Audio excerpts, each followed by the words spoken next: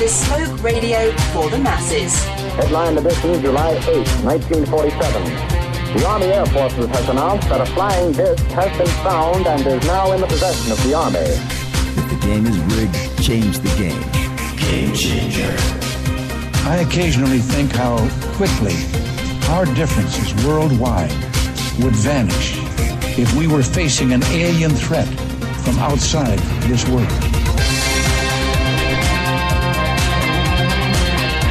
This is Fade to Black with your host, Jimmy Church, on the Game Changer Radio Network and KGRA, the Global Radio Alliance. I need your help to get to the year 1985. You're listening to Fade to Black with Jimmy Church on the Game Changer Network. All right, welcome. Fade to Black. Bespoke radio for the masses. Yeah, man. Today's Monday, November 21st. 326 days into the new year, just 40 days left. I would like to welcome everybody listening all around the world, all across the United States. Hither and thither, to and fro, back and forth, up and down, east and west, north and south, far and near. This is Fade to Black for KJCR, the Game Changer Network, and KGRA, the Planet. I'm your host, Jimmy Church. It's Thanksgiving week.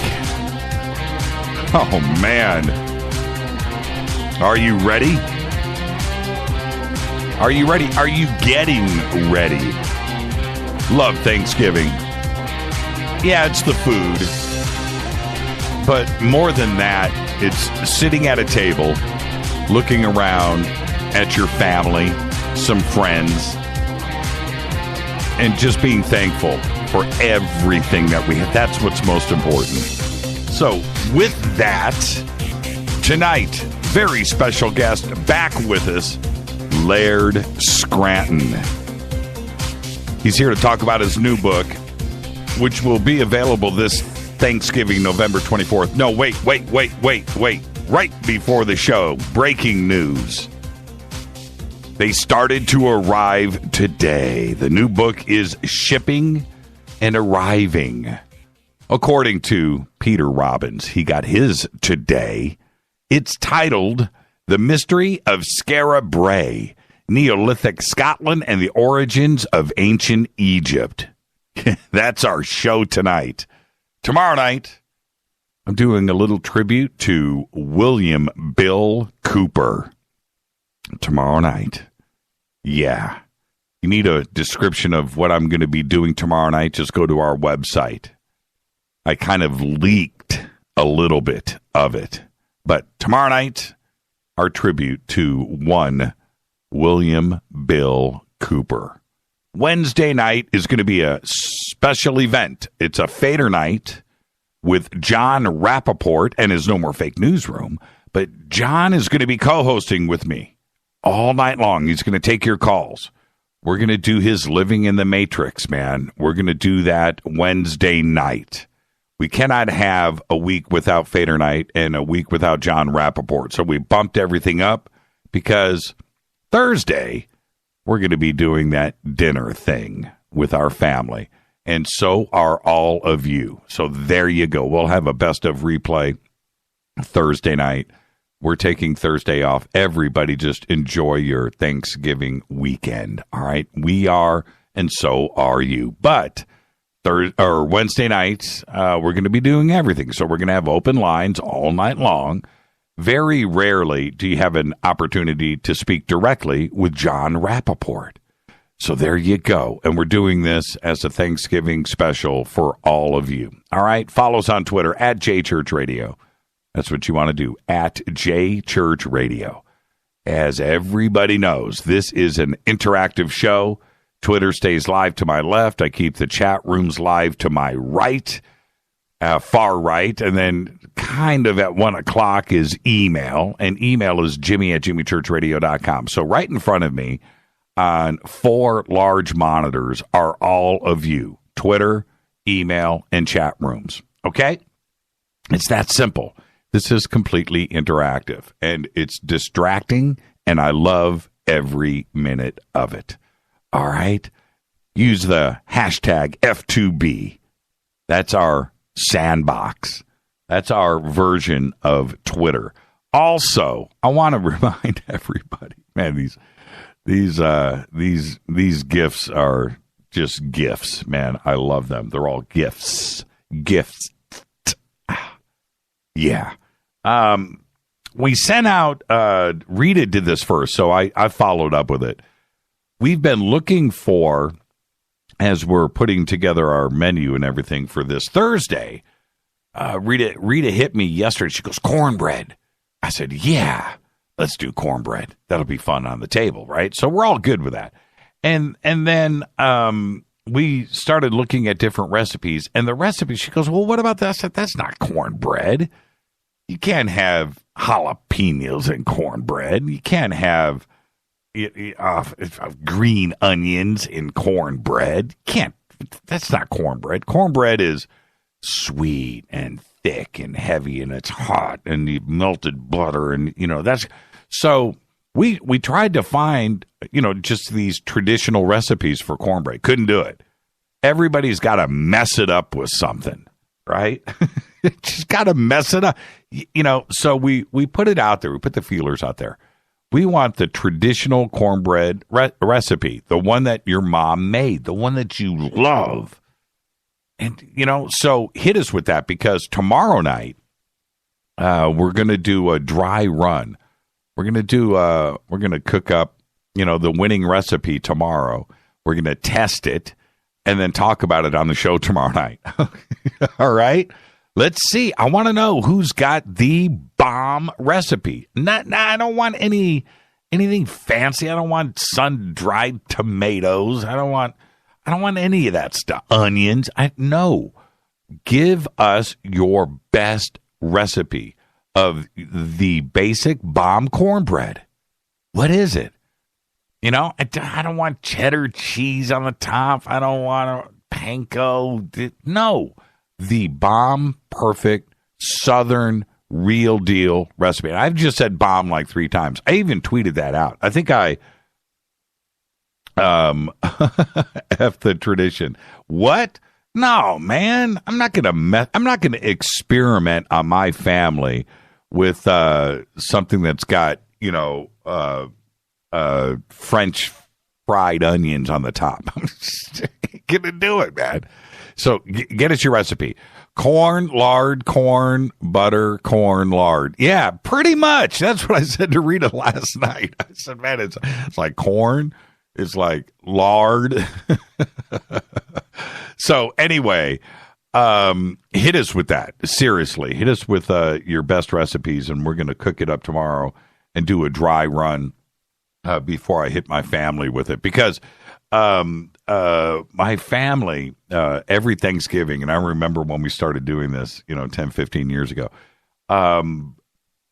we are a family of multi ethnic origins around the world, right?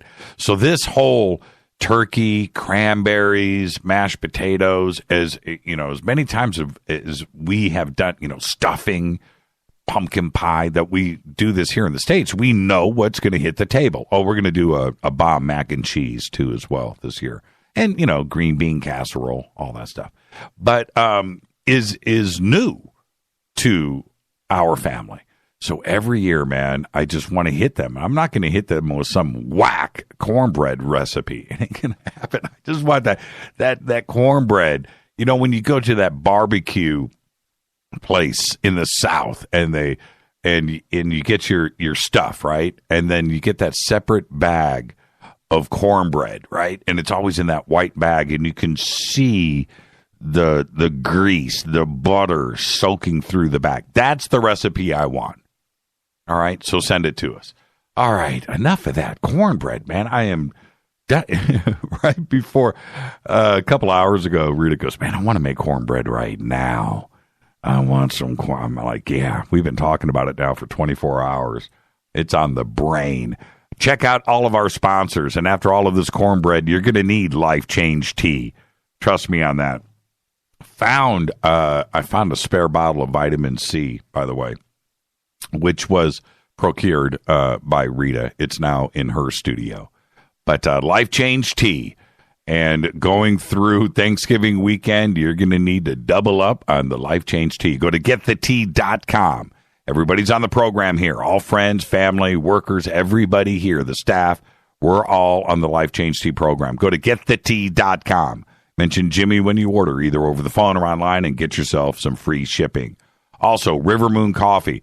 I have to say, the Fade to Black blend, watching all of the posts and tweets and email that we have gotten from everybody around the country, loves their Fade to Black blend from River Moon Coffee. Get yours now.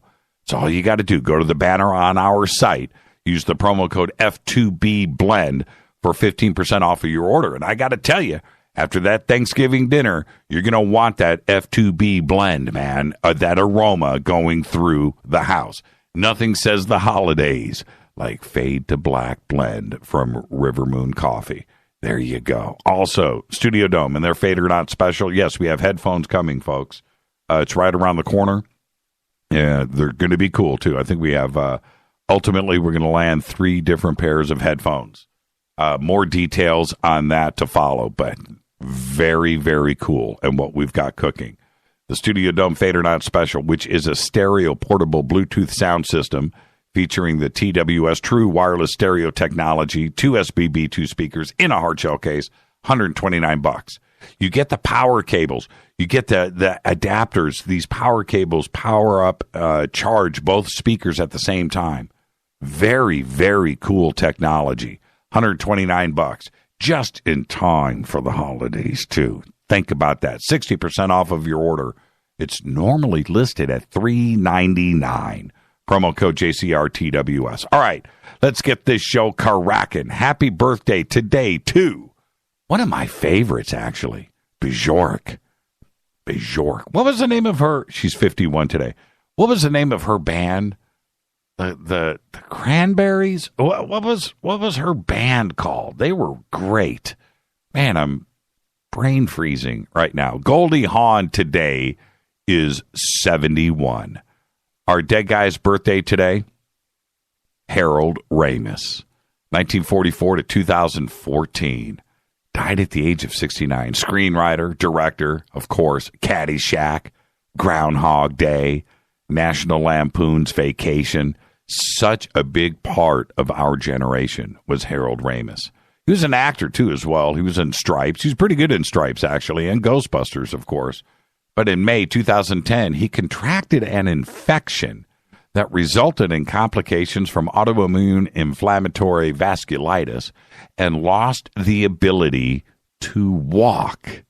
Harold Ramis died of complications to the disease on February 24th, 2014, at his home on Chicago's North Shore at the age of 69. Happy birthday, Harold Ramis. On this day in history, it finally happened.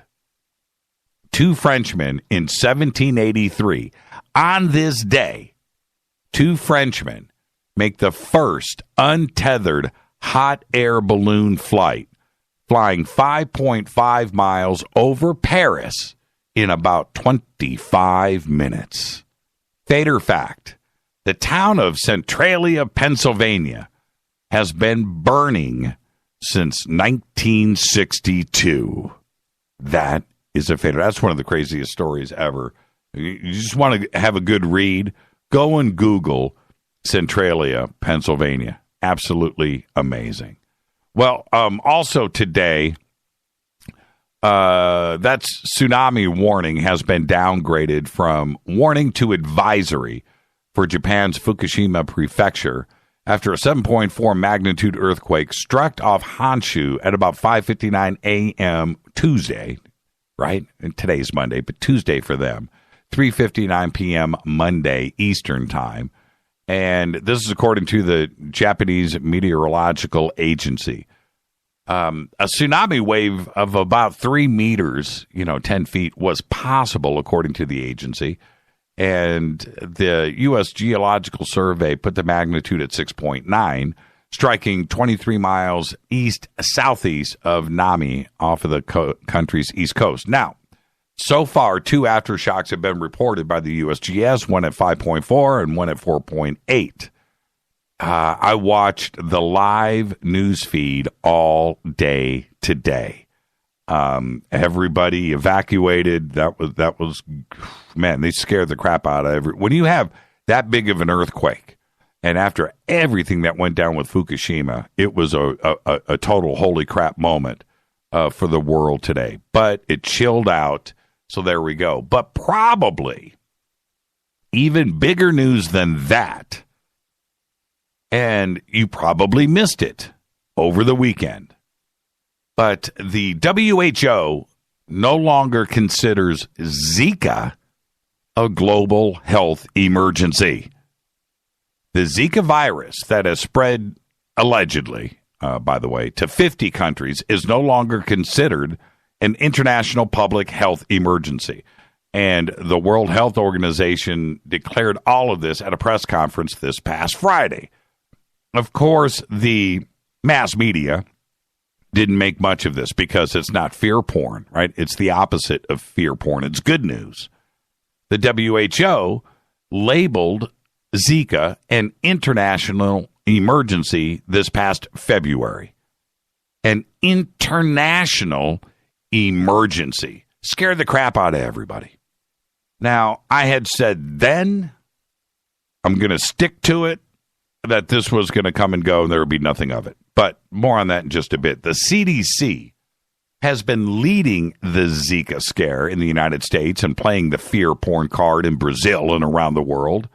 It stressed Friday that despite, and I'm quoting here, the technical declaration by the WHO, Zika infection continues to be a serious threat to pregnant women and babies born to pregnant women with Zika.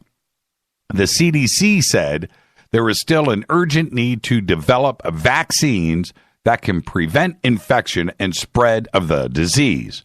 More on this in just a second. I hate being right, by the way. I hate it. In this case, I'm happy. But now the WHO and the CDC are backtracking, backpedaling. They've got the car in reverse, fast. They went on saying, the continuing mystery, now listen to this, folks, the continuing mystery about the relatively few cases of microcephaly outside of Brazil is interesting. Most of the 2,300 confirmed cases of microcephaly are in, well, Brazil, with a few dozen also reported in Colombia, where there was an allegedly huge Zika outbreak, but almost no microcephaly. From the press conference on Friday came this gem, and I'm quoting here. The number of confirmed cases of microcephaly is much less than what we did imagine, end quote. What? What? And then there was this. We are investigating whether other factors could explain Zika's damage in Brazil's hardest hit northeast region, including genetic factors and environmental contaminants, end quote. Wait, well, slow down, man. Slow down. And this is exactly what is wrong with the world today, because mainstream media, the CDC, WHO, all predicted the end of the world. The MSM fear porn that went around from every sector of the media was nonstop. I had a 2-hour phone conversation with one of our favorite researchers. Person is a friend and somebody that I listen to. And I went round and round. I had said at that time during this conversation, I had said, just watch. In 2 months, the CDC will have another scare for us, and Zika will be gone. It'll be a distant memory. It'll be a bad dream. Watch. And this friend, this researcher said to me, and I'm quoting, it was out of control. Jimmy, you don't get it. I've seen the official studies. I've seen the reports. I've seen them from labs around the United States. I've seen the reports from universities, the testings, with thousands of this and thousands of that and confirmations of this. And it's the biggest thing ever in the history of the world.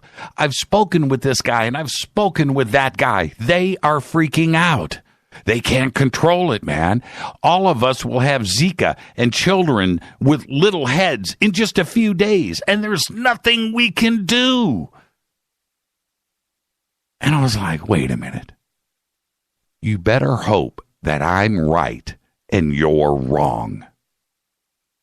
You better hope right now that I'm right, because of what you are saying, it's and I can't be part of this.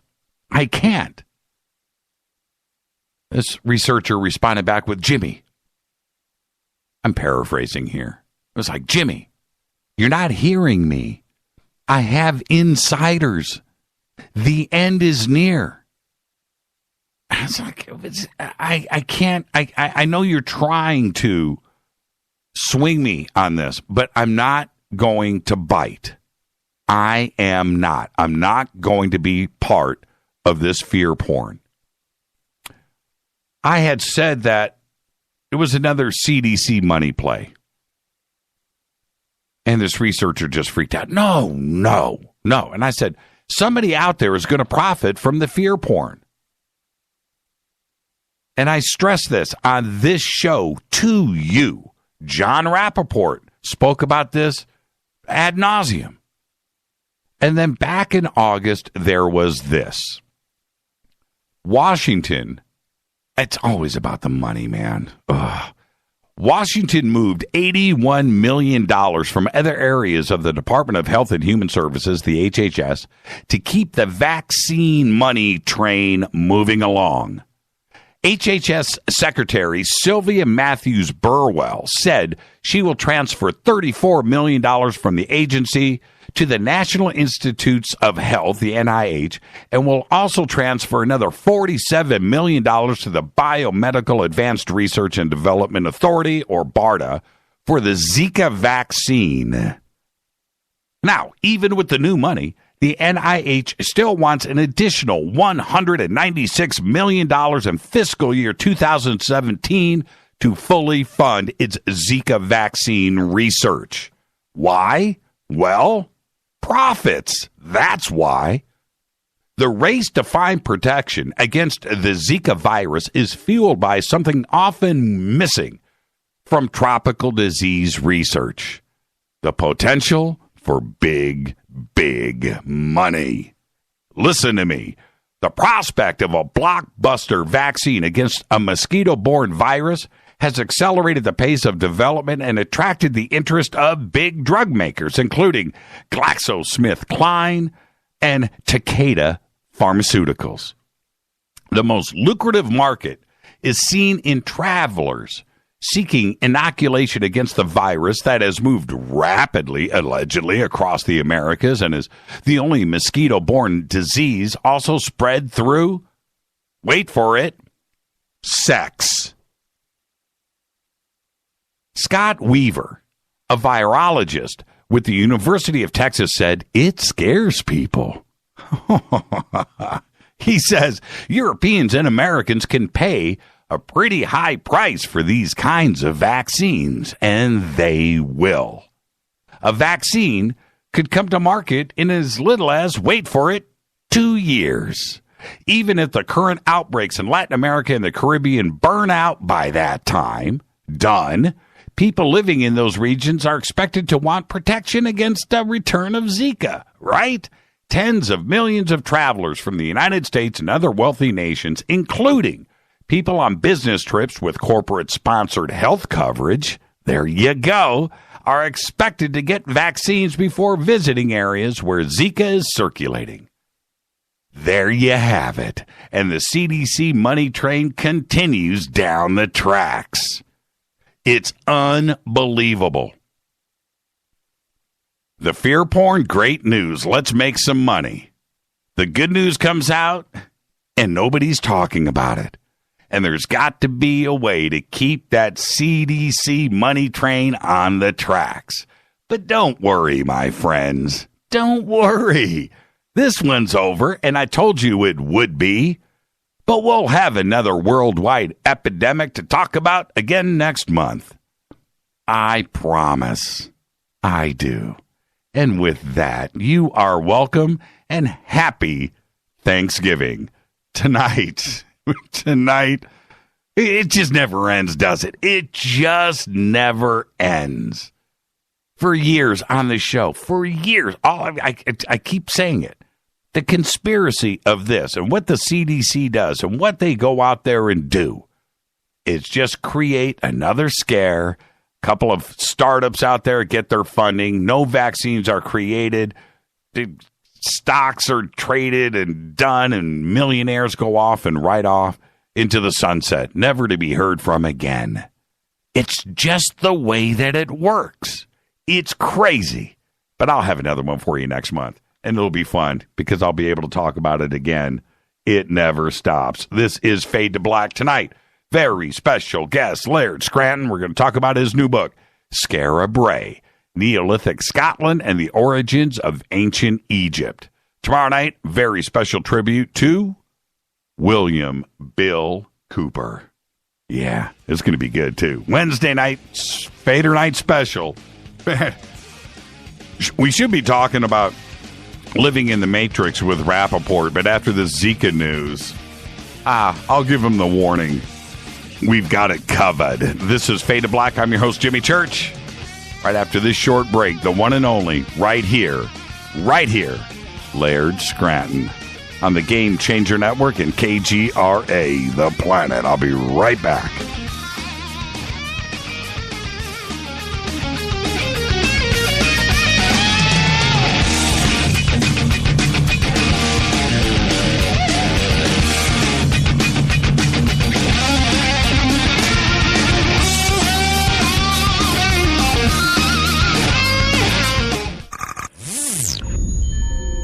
You're listening to Jimmy Church, Fade to Black.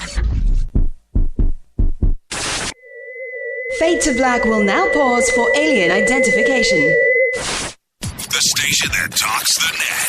KGRA Radio.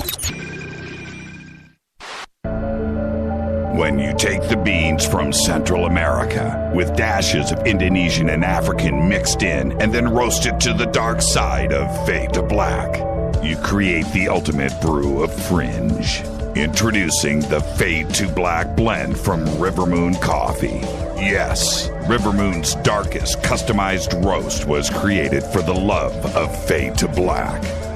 The alchemy of masterful roasting and smoking the beans is in every sip of this full-bodied, dark Java. I need my coffee dark, deep, with distinct bittersweet chocolate highlights, just like the bunker.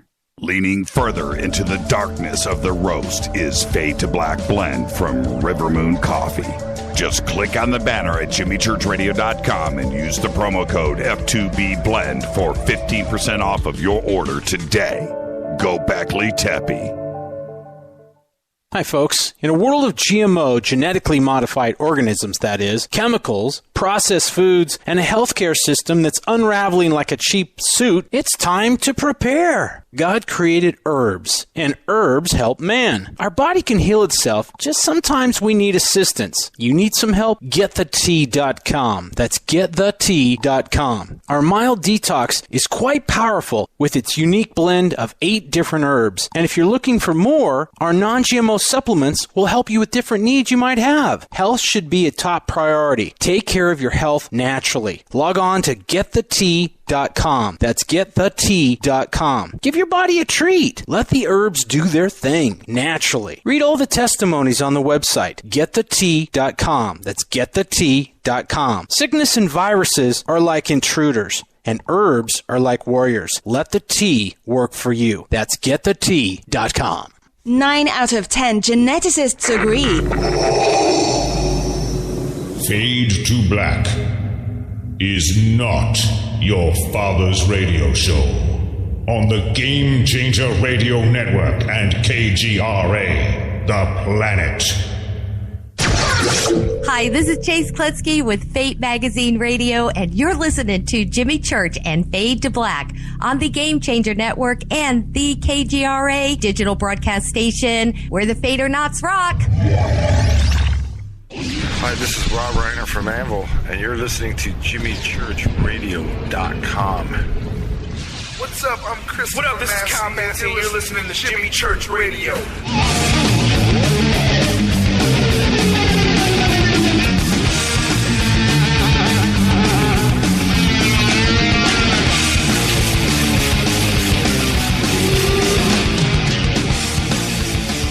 All right, welcome back. Fade to Black.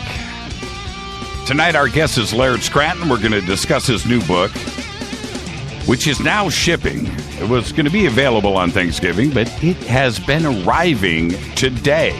That's according to Peter Robbins, by the way.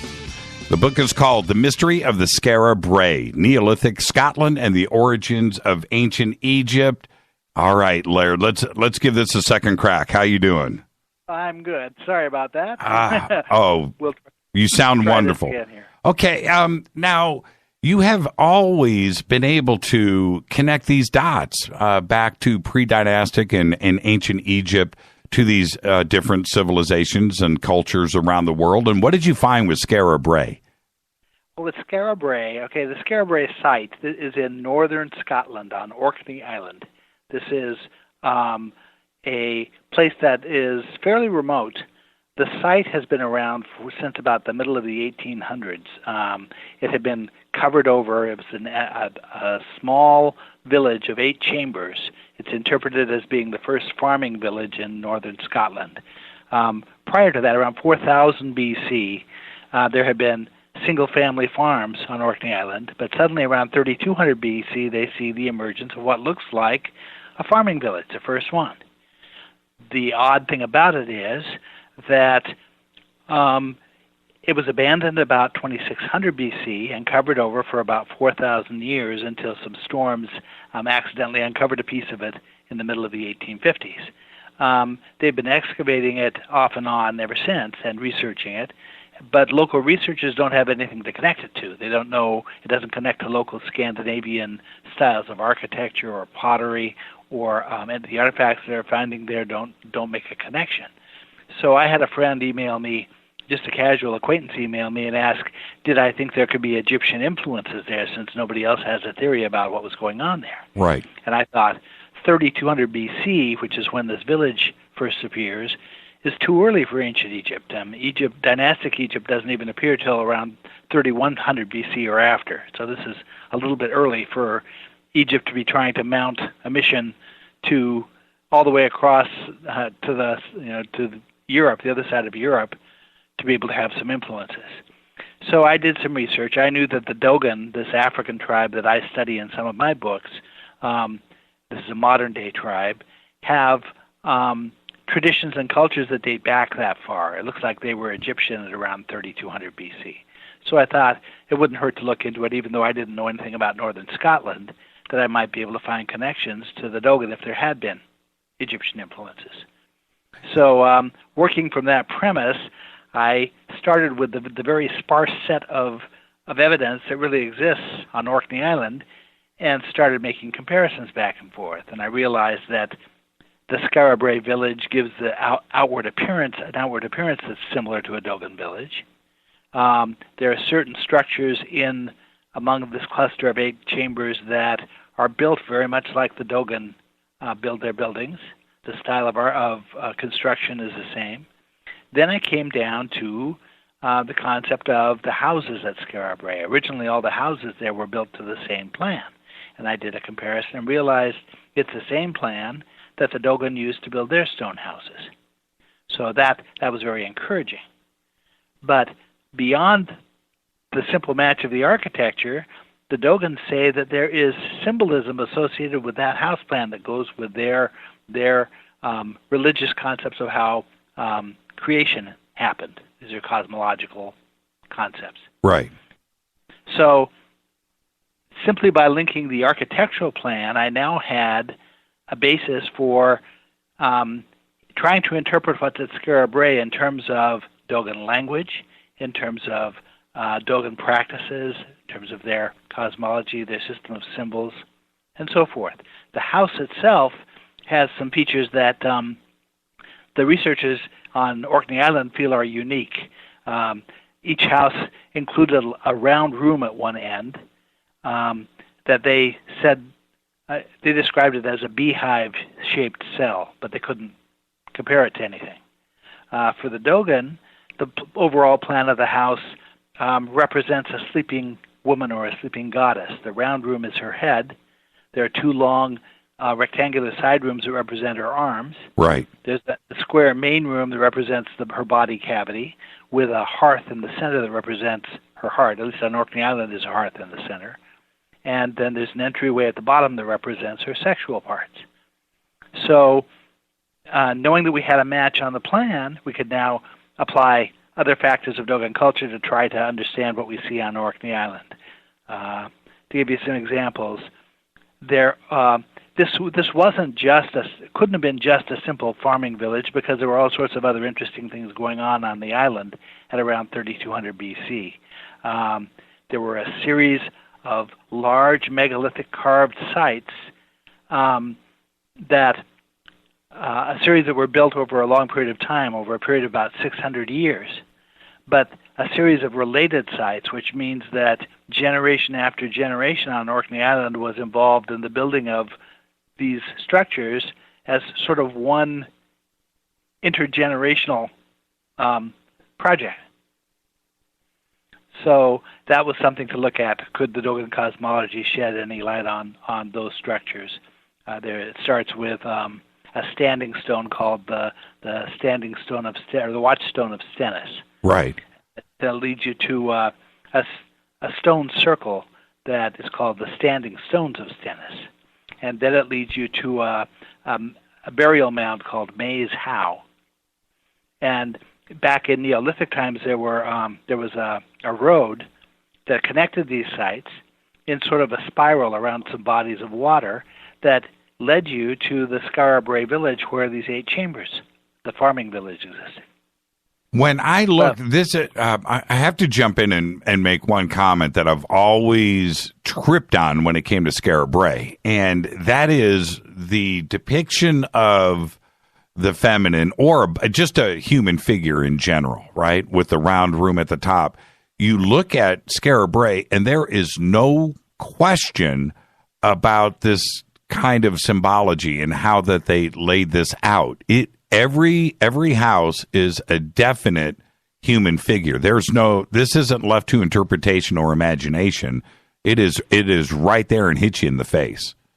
That's right. All of the original houses were built that way. Now, over time, over the 600 years that the site was inhabited, eventually they rebuilt a bunch of the structures. One of the structures takes the same form as what the Dogon call a discussion house. This is a place that's intimately connected to keeping peace in the Dogon village. And Skara Brae is also understood to have been a very peaceful place. They haven't found any weapons, any weaponry. Right. They haven't found any armaments of defense. This is a very peaceful place. The way the discussion house works for the Dogon is that if any tribespeople have a dispute arise, they're required to go to this house, which is built half high. It's not even a full height building. So you have to sit down while you're there, and they're not allowed to leave until they work out the problem. Go ahead. I'm sorry, Laird. No, it's okay. So it looks to me as if at Skara Brae we have a matching structure or a very similar structural form. Every Dogon village had one of these. So that's another architectural connection between the two. Now, which are you talking about? The large central house in the middle of Skara Brae? Is that the one that looks most similar to the Dogon? Yeah, there's one that's particularly rounded that has a square door in the center of it with a large stone lintel over the top of the doorway. It's right. sort of set down in between. There are stone passageways between the structures at Skara Brae so that people could walk without and be protected from weather as they moved from structure to structure. But this one takes a very similar form. There are comparative pictures in the book between that structure and comparable Dogon structure. It's called the Toguna for the Dogon. Now, for 3000 BC, I'm going to go straight here. This seems pretty advanced for, the rest of the world in Stone Age, man, what was going on around the world. This is a pretty advanced, well thought out complex.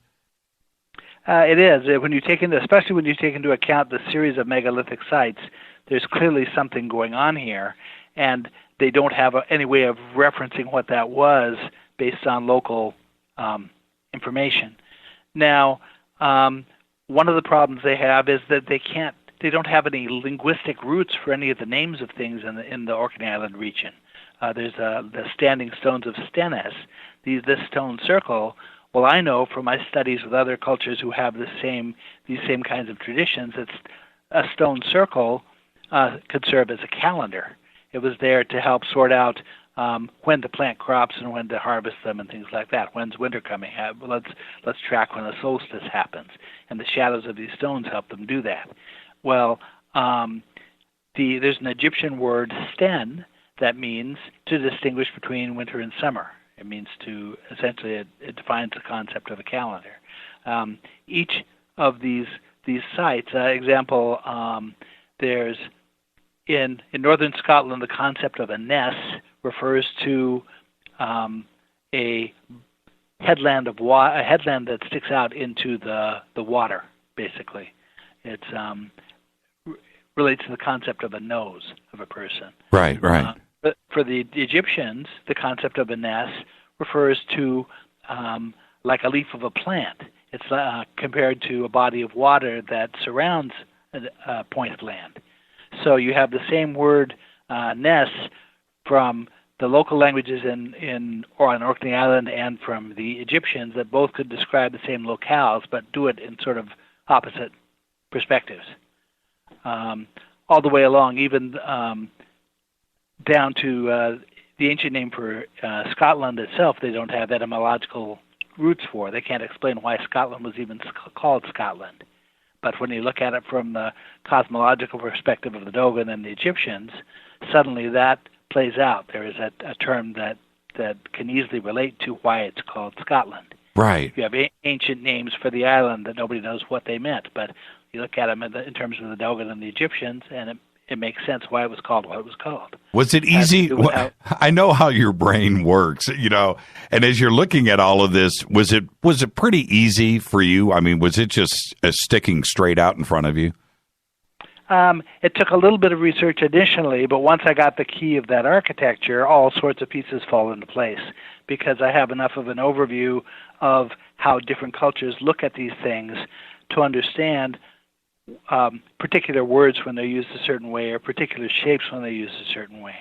The series of sites that lead to the Skara Brae village repeat a pattern that is familiar. What they represent are progressive shapes of how matter forms, starting from the time matter in its wave-like form is perceived and starts to turn into a particle that passes through certain stages that Dogon described. And these megalithic sites repeat those same shapes in the right sequence. All the way to where they get you to the Skara Brae village, conceptually that represents a concept of a bundle of dimensions. In science, string theorists refer to that as a Calabi-Yau space. It's the first coherent structure of matter that forms from a scientific point of view. So you can look at this from ancient perspectives, but you can also look at it from a modern scientific perspective, and you can sort of triangulate on what these things represented. Then you look at the words that go along with those sites and use the Dogon and the Egyptian language. And there's a language called Faroese that was an ancient language on Orkney Island that can be compared to those other two languages. What? So just cross comparison. And when Skara Brae was sacked, sacked is the wrong word, but it was abandoned. It was abandoned, but it was plundered, I should say. What happened with everything that was removed back then in the early 1900s? Is there any of this stuff that is left around or been verified that it came from Skara Brae? Well, actually, we're fortunate in that it wasn't plundered, because it was covered over with nobody even knew that it was there for thousands of years. Now, in 1850, the series of storms hit the island, and one corner of the Skara Brae site becomes uncovered. But the guy who owned the land that it was on was a very wealthy man. His title was the Laird of Scale. Yes. Yeah. No. Okay. And he invested a large portion of his fortune and the next 8 years of his life to being sure that it was excavated properly. He brought in some fairly well-known Egyptian Egyptologists, archaeologists to take a look at the site. Big names in the United Kingdom to come make sure that this was excavated properly. So they really never lost track of artifacts. It's just that it's not the same kind of a situation as ancient Egypt, where you have endless statues and painted walls and hieroglyphic text. You're really dealing with the detritus of the life of a group of farmers. It looks like in this village. They can dig through the chambers are bermed on the outside with dirt and sand and fill and grass and things like that that help insulate the outside of the wall, but are also contains a lot of the leftovers things from their daily life. The things that we would toss out are in that fill. They can go through that and they can determine a lot of things about what life was like. As we head into this break, we've got about 60 seconds. What about, because the way that it was discovered was, totally by accident. Do you think that there's other sites up and down the coast that are permanently buried that we haven't, discovered yet?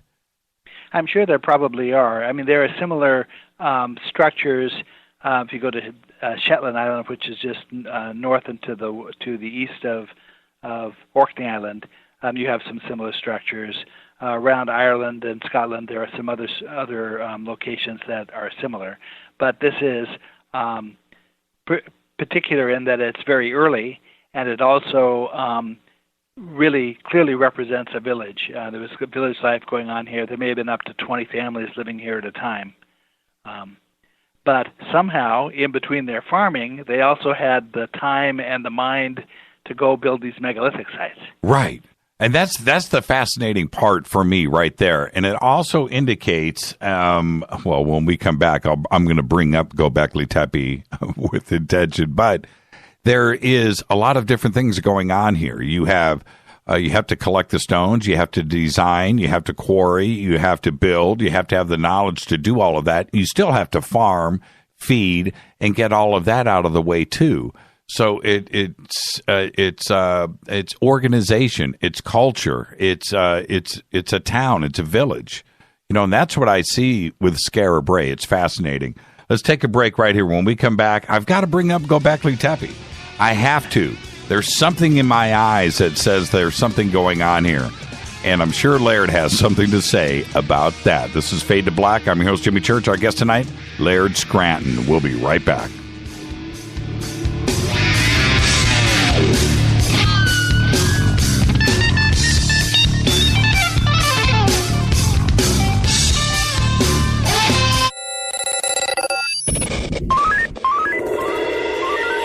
Way out here, we listen to Jimmy Church. You're listening to Fade to Black. Always on the edge of the hottest alternative talk. Jimmy Church with Fade to Black. KGRARadio.com. ¿Qué tal, mis amigos? Yo soy Mario Carson, el tiburón, y los invito para que escuchen a mi buen amigo Jimmy Church Radio. How you doing? This is Jimmy from Zepa, and I'm going to talk to you a little bit about Black Friday and Cyber Monday. All you people that like to procrastinate, the people that like to go ahead on Black Friday the night before and they camp out waiting for that great deal. Well, hello, newsflash, the deal for Zepa is now. The deal for Zepa is today. We do not reward procrastination. If you want a great price on a Zepa, go to Zepa.com and buy now. If you're going to go ahead and procrastinate, we're going to penalize you for it. What does that mean? That means the price of all the Zepas go up on Black Friday. And you know what happens on Cyber Monday? It goes up again. This is the last opportunity that you will have to get this great price for the Zepa. This is the time now. You wait till Black Friday, the price is going up. Because remember, sleep is priceless. Go to Zepa.com, that's ZYPPAH.com, and get the deal now. These statements have not been evaluated by the FDA. This product is not intended to diagnose, treat, cure, or prevent any disease. Work with your doctor when taking medications. Make Protovite part of your healthy lifestyle. HealthForLiberty.com is your source for Protovite, a powerful nutritional supplement that's a true breakthrough for your health. Poor digestion makes it nearly impossible to absorb the nutrition your body needs. Protovite is a liquid multi-nutrient formula with patent-pending absorption technology and the highest quality ingredients to nourish every cell in your body. My name is Sandra White. 6 weeks ago, when I started taking Protovite, I was on 14 medications, from everything for blood pressure to fibromyalgia. In the first 10 days, my blood sugar dropped 50 points, and my fibromyalgia pain is gone. And so was 12 of the 14 medications that I was taking. I'm 66, living life and loving it. Go to HealthForLiberty.com right now. That's HealthForLiberty.com. Thank you, Protovite, for giving my life back. You are listening to Fade to Black with Jimmy Church on the Game Changer Network. Oi, oi, I'm Reese Evans. You're listening to Jimmy Church. This is Revolution. The revolution will not be televised. The revolution is on radio. Ciao.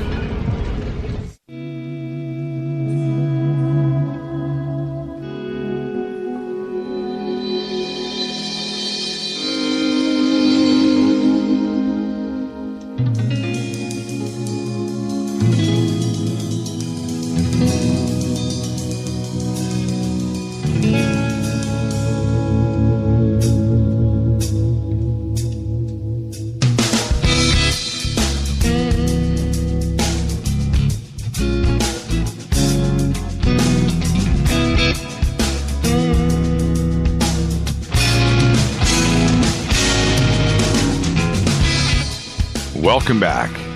Fade to Black. Happy Thanksgiving, everybody. We're going to have a short week this week, 3 nights on the air. We're going to take Thursday night off, Thanksgiving Day. Tonight, our guest is Laird Scranton. We're talking about his new book, which is now arriving. If you have pre-ordered the book, it is now out there. The Mystery of Skara Brae, Neolithic Scotland and the Origins of Ancient Egypt. And one of the points in the book, Laird, is that you talk about is the connection with the Dogon of Mali. How would the Dogon have made it to? Are you making a direct connection to Scotland, as in the Dogon tribe made it to Scotland, and how would they have done that? Well, that's a really interesting question. My first reservation was that it didn't seem credible to me that the Egyptians and the Dogon, who at that time were Egyptian, I believe, right, could reasonably have made it. Their culture wasn't organized enough in Egypt at that time to do it. Now, when we look at the house forms, one really interesting point is there's a hearth in the center of the Skara Brae house. There isn't a hearth in the center of the Dogon house. The Dogon live in a very hot area of Africa, in the northwest Africa. They don't need a hearth in the middle of their house. And I thought it was very interesting that when that plan was implemented on Orkney Island, that when somebody added the hearth, they added it in keeping with what the symbolism of the house was supposed to be. They put it right where the heart ought to be. Right. I thought that was very, very, somebody had a lot of insight to do that. It wasn't until later that certain points like that started to add up for me, and I realized that I might be looking at things backwards. that it wasn't that they added the hearth in Scotland. It's that it started in Scotland, then when the Dogon moved to Africa, they removed the hearth because they didn't need it. There you go. Now, that perspective is a tough one to get your arms around. The way that it sort of plays out is you have to understand that in the perspective of these cultures that have this ancient civilizing plan, this ancient cosmological system, what they consistently say is that in ancient times, this plan was instructed to them, and it was instructed to them at remote sites like Gobekli Tepe, who you were talking about, and a site like Skara Brae. Now we go to Orkney Island, where we see what look like stages of creation constructed on a human scale with a road that leads past them all. Essentially, a person could walk through. It'd be like walking through, you've seen these displays of the human body that you can walk through, and you walk through a person's heart, and you walk through their bodily organs and things to learn about them. This has all the appearance of an instructional sanctuary. What about some of the other things for me with Skara Brae, and I know that you have noticed all of these too. It's the intricacy of the shelves, the bed, the cabinets, dressers, seats, storage boxes. You know, they really had it together for 3000 BC. Did that trickle down? That kind of design on the inside of the house, did that trickle down to the Dogon too? Did it make its way into Egypt? Yes, actually, that sort of thing did. I mean, the Dogon structures are very similar. Their modes of construction are very similar. Although in Africa, where the Dogon live now, they can build out of mud. I mean, they have a warm enough climate that if they make something out of mud, it'll hold its shape. They don't need to have stone to do everything. Right. They occasionally do build from stone, and when they do, it looks like what we see at Skara Brae. In the first dynasty of Egypt, we begin to see burial chambers that have survived. This is part of the archaeological record. Now, in Egypt, there's a long tradition that burial chambers represented houses.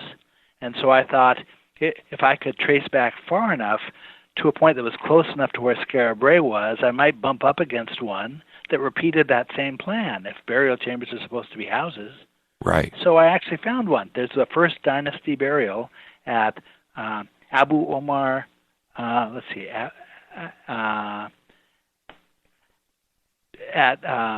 to remember the name of the place. First dynasty burial. Abydos? No, this is First Dynasty. I'll find the name here for us. Okay. Well, anyway, First Dynasty burial, that is exactly the same plan. There's a photograph of it in the book. It's the same round room at one end that represents the head. Right. The same main body cavity square room in the center, the same entryway at the bottom. Now, in the Dogon plans, there are actually documented drawings the anthropologists made of the Dogon houses, and what the anthropologists represent as being the quote-unquote main house of the Dogon is a match for what we see at the Egyptian site.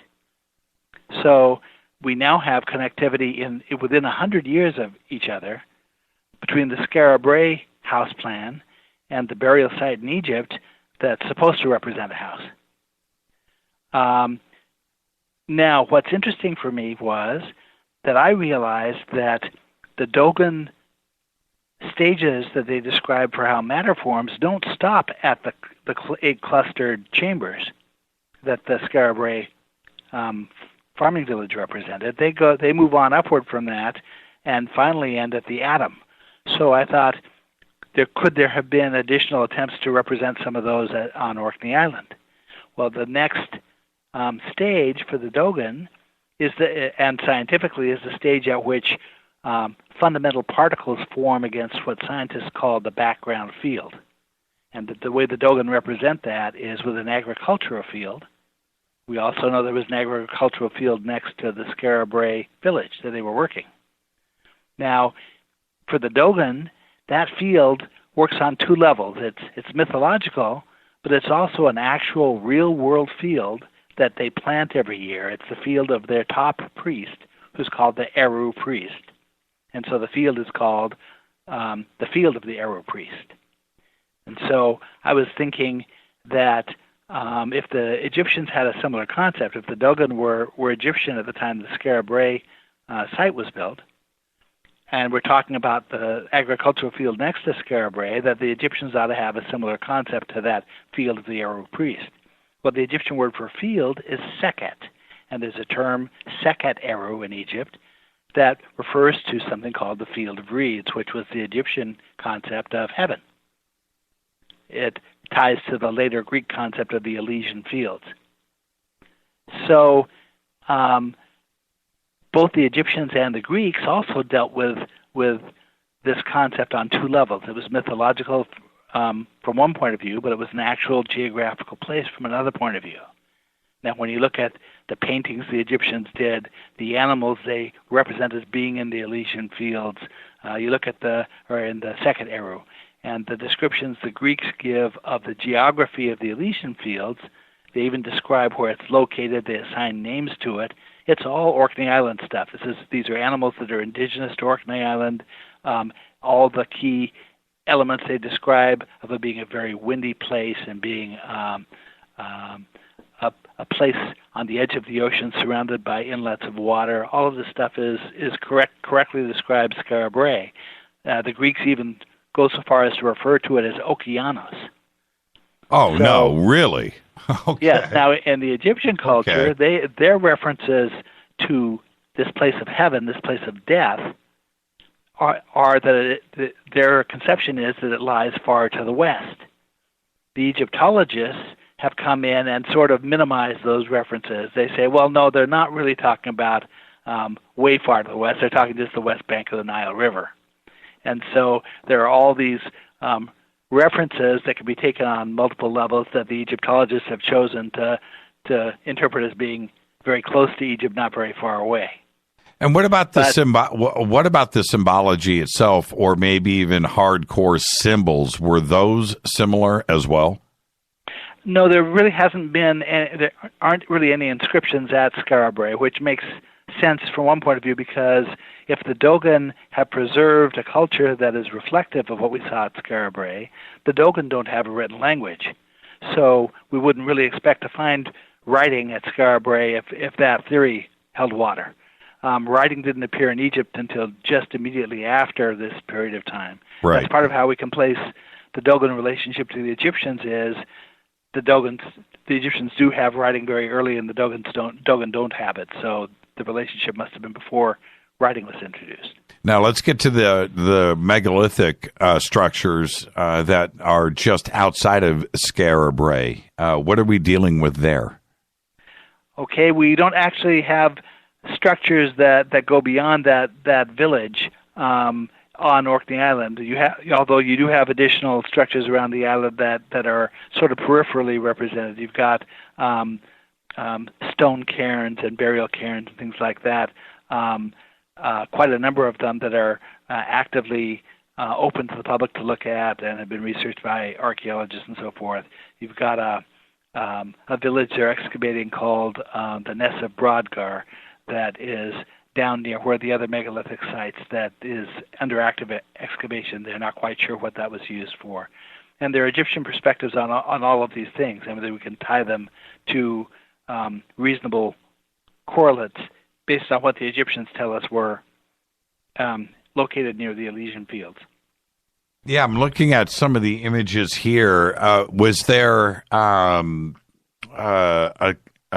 cosmic or a calendar situation too that are similar to? And I want to definitely take this to Gobekli Tepe, because visually, when I look at Skara Brae, I can't help but think of Gobekli Tepe, even though with Gobekli Tepe, there's been no proof that anybody actually lived there.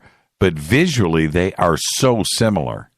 Yeah, there are a lot of similarities. The time frame is there's a big gap. Gobekli Tepe is about 10,000 BC, and Skara Brae isn't until 3,200 BC. Right. So there's 7,000 years to account for in there about what happened. But just as the Gobekli Tepe site was deliberately buried and covered over, and nobody's quite sure why, there are sites on Orkney Island that were also very deliberately buried over.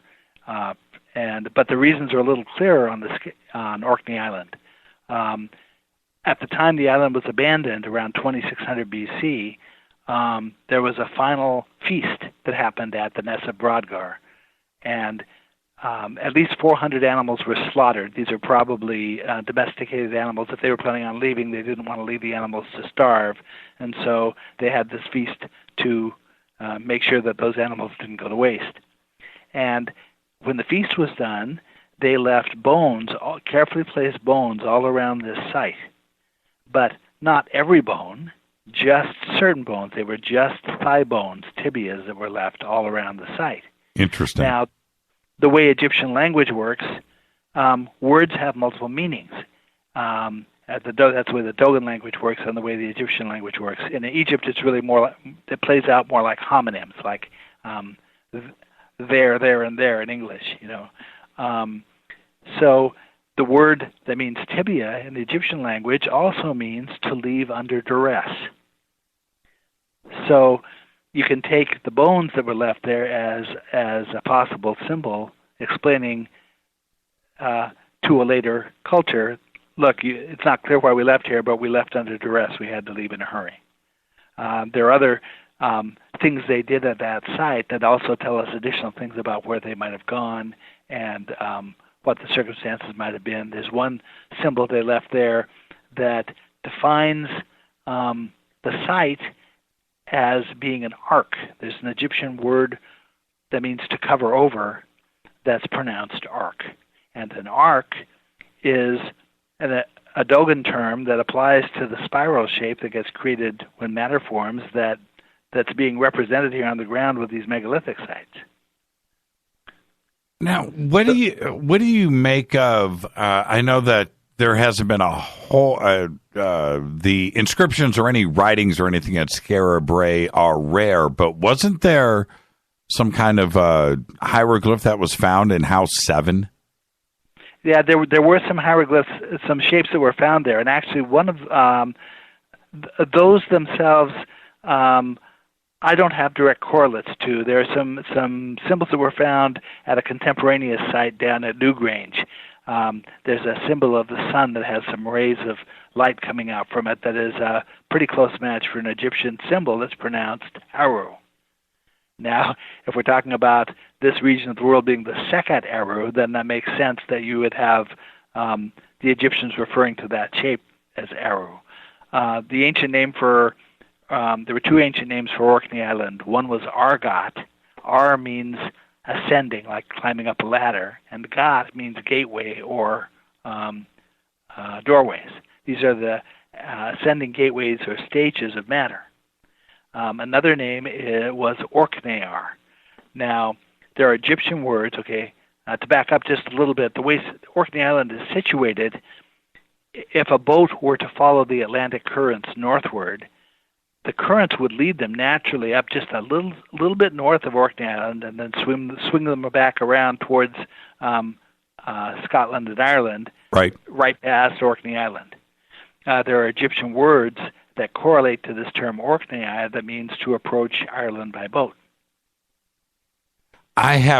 What would be the reason to settle here? Is it fishing? Was there something else? Or could it have been by accident? What I find fascinating when it comes to Skara Brae is that it seems to be small, right? Like, could it have been an accidental settlement and then that they later left? Maybe they were rescued. I don't know. But there is a theory that says that the Skara Brae site was a remnant of a shipwreck, an Egyptian shipwreck, and linguistically there are reasons to think that could be true, but those same reasons play out in other ways that say that it's not. From my point of view, Orkney Island is a really, really accessible place, a very easy place to get to. Now, about 100 years after the Skara Brae site is founded, you suddenly see agriculturally based kingships appearing in 4 regions of the world all at the same moment. and researchers don't understand why they appeared. One was in Egypt that was associated with the word Taru. One was in Ireland associated with the word Aru. One was in China associated with the word Iru. And one was in South America associated with the word Peru.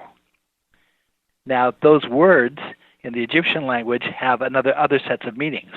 On one level of understanding, they refer to the four cardinal points. They refer to sunrise and sunset, and the concepts of upper and lower, which are south and north from the Egyptian perspective. So we're talking about the four cardinal points, roughly the places where those kingships were located.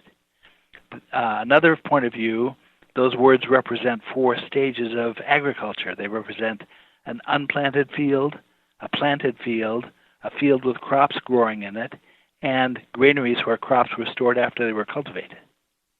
Somebody just tweeted, Brian just tweeted, he goes, I've got an oddball theory. Founders of Gobekli Tepe abandoned it 9,000 years ago, head to build Skara Brae, abandon it, and head to Africa. Thoughts? Not bad. Not bad. Not bad at all. And I think that the people who were in charge of things initially in these agricultural kingships, including in Egypt, which is Africa, were the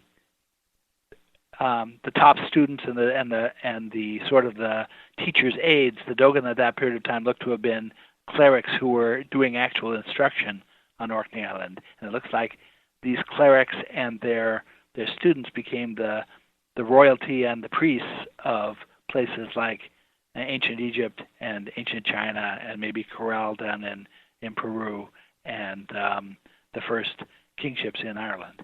Well, now, Laird, I have to jump in and say one thing for the audience. They need to understand where we're talking about. Skara Brae is so north, and don't think this is some kind of island off of the coast that you could swim to, right? That's not what we're talking. It is so far north, so it's got to be cold, right? Is it ever warm? Now it is, but it looks as if at the time, at 3200 BC, that it had a pretty nasty, enviable climate. Right. It was.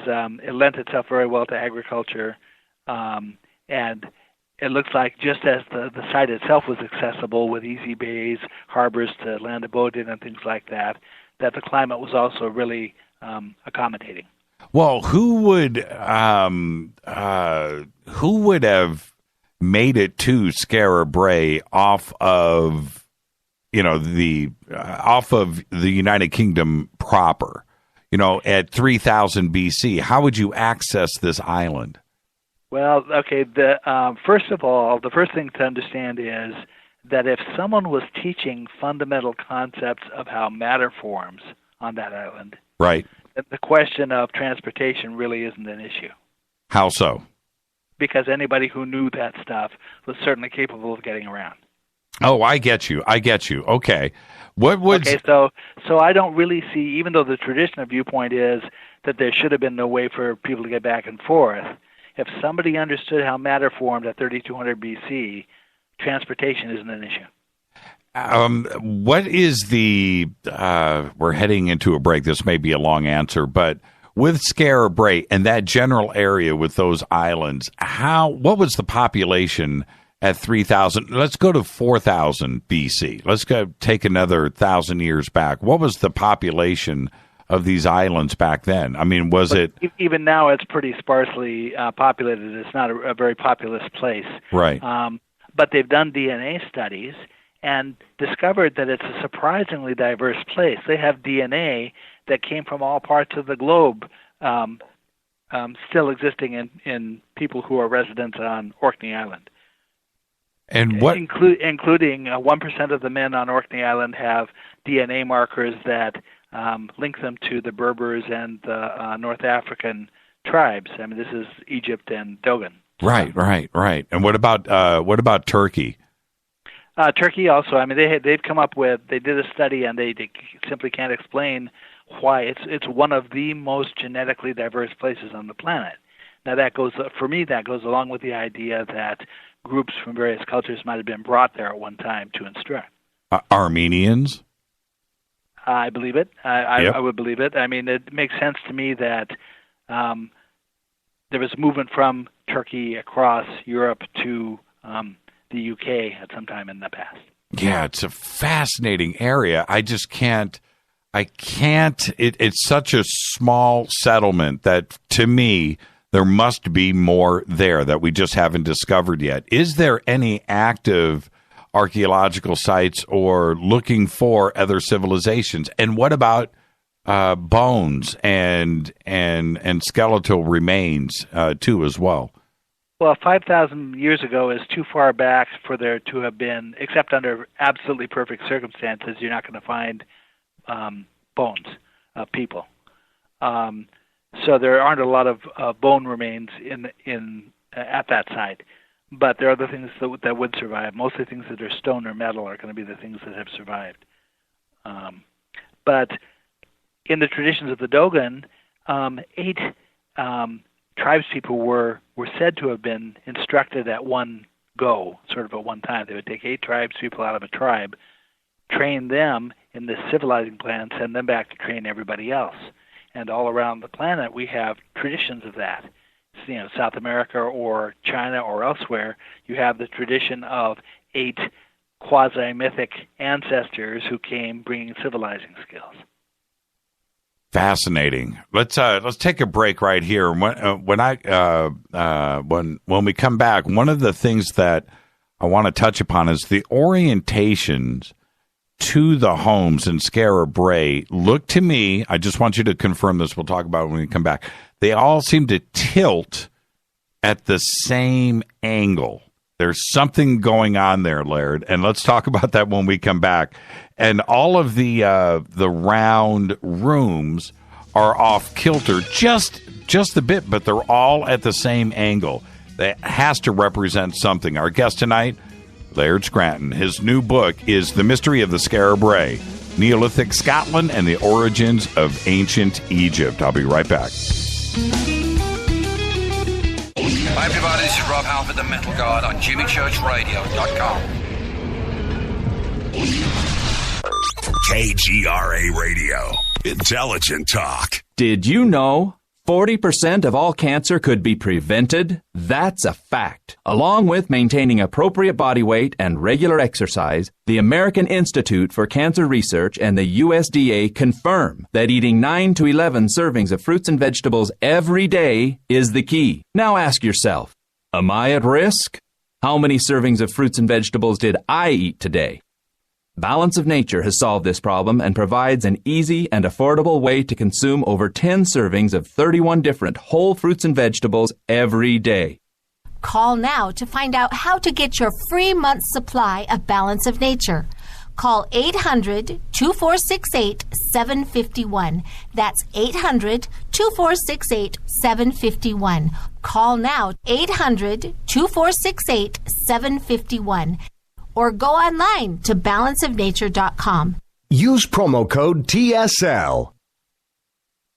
So, you love talk radio? Then you'll love TalkStreamLive.com. TalkStream Live is always on, 24/7 with the best streaming talk shows. Find your favorite talkers and discover some new ones. It's free, readily available online or on any smartphone or tablet. Finding your favorite talk shows all in one place has gotten a whole lot easier. Just go to TalkStreamLive.com. Be sure to download the free apps from Google Play or the iTunes App Store. So, you love talk radio? Then you'll love TalkStreamLive.com. TalkStream Live is always on, 24/7 with the best streaming talk shows. Find your favorite talkers and discover some new ones. It's free, readily available online or on any smartphone or tablet. Finding your favorite talk shows all in one place has gotten a whole lot easier. Just go to TalkStreamLive.com. Be sure to download the free apps from Google Play or the iTunes App Store. If your home has hard water, then it's likely that limescale is clogging your pipes, damaging your appliances, costing you hundreds of dollars each year. You can eliminate lime scale in the entire house with HydroCare products available at Wave Home Solutions. Easy and efficient with no maintenance, no salts, no chemicals, and no coils. And you can buy with confidence from Wave Home Solutions. Performance guaranteed. Just go to bestwater411.com. That's bestwater411.com.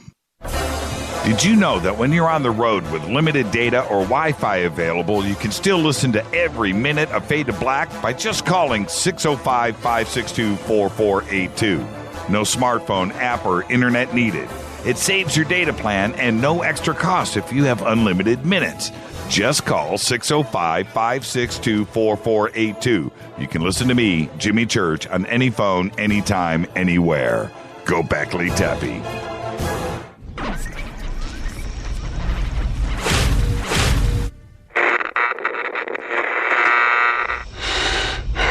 You want to know a secret? I love ponies. I really love ponies. I'm serious. I couldn't stay sane without ponies to brush. Why Fade to Black? Because you never got that pony, damn it. This is Fade to Black with Jimmy Church on the Game Changer Radio Network and KGRA, the Global Radio Alliance.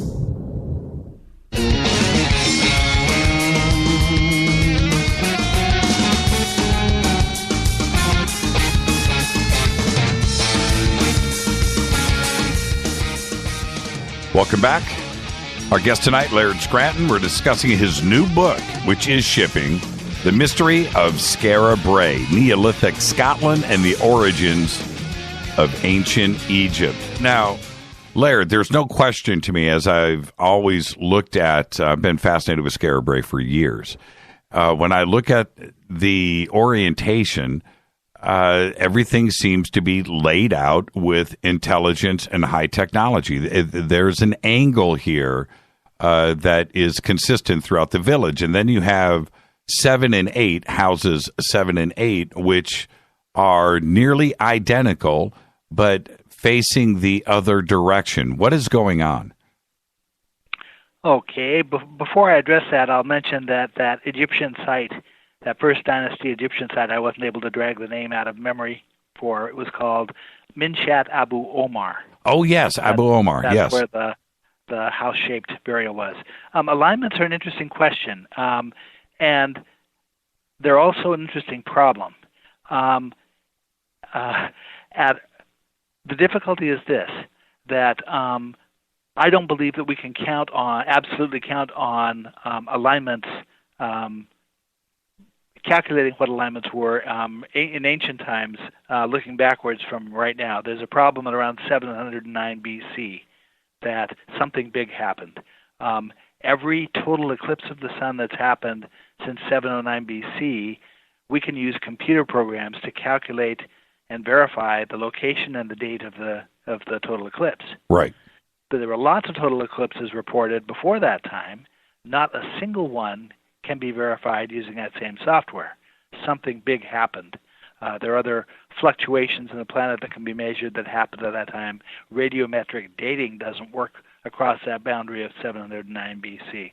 So alignments are a little bit problematic because you can try to make a statement that such and such aligns to such and such a star, but if it's before 709 BC, we really don't have a way of verifying that. We're really only guessing, maybe from context. Now, alignment is important in the mindset of the cosmology we're dealing with, and ultimately there are reasons for that. It's because the method that's used to align these structures, which look like, it sounds sort of intuitively, it sounds like this ought to be high technology, but it's really very low technology. It's accomplished using a stick, an empty field, and the human body. There's a placement of a series of geometric figures that were measured out using the cubit, which is the distance from the elbow to the tip of the middle finger, or alternately it's the average pace of a person.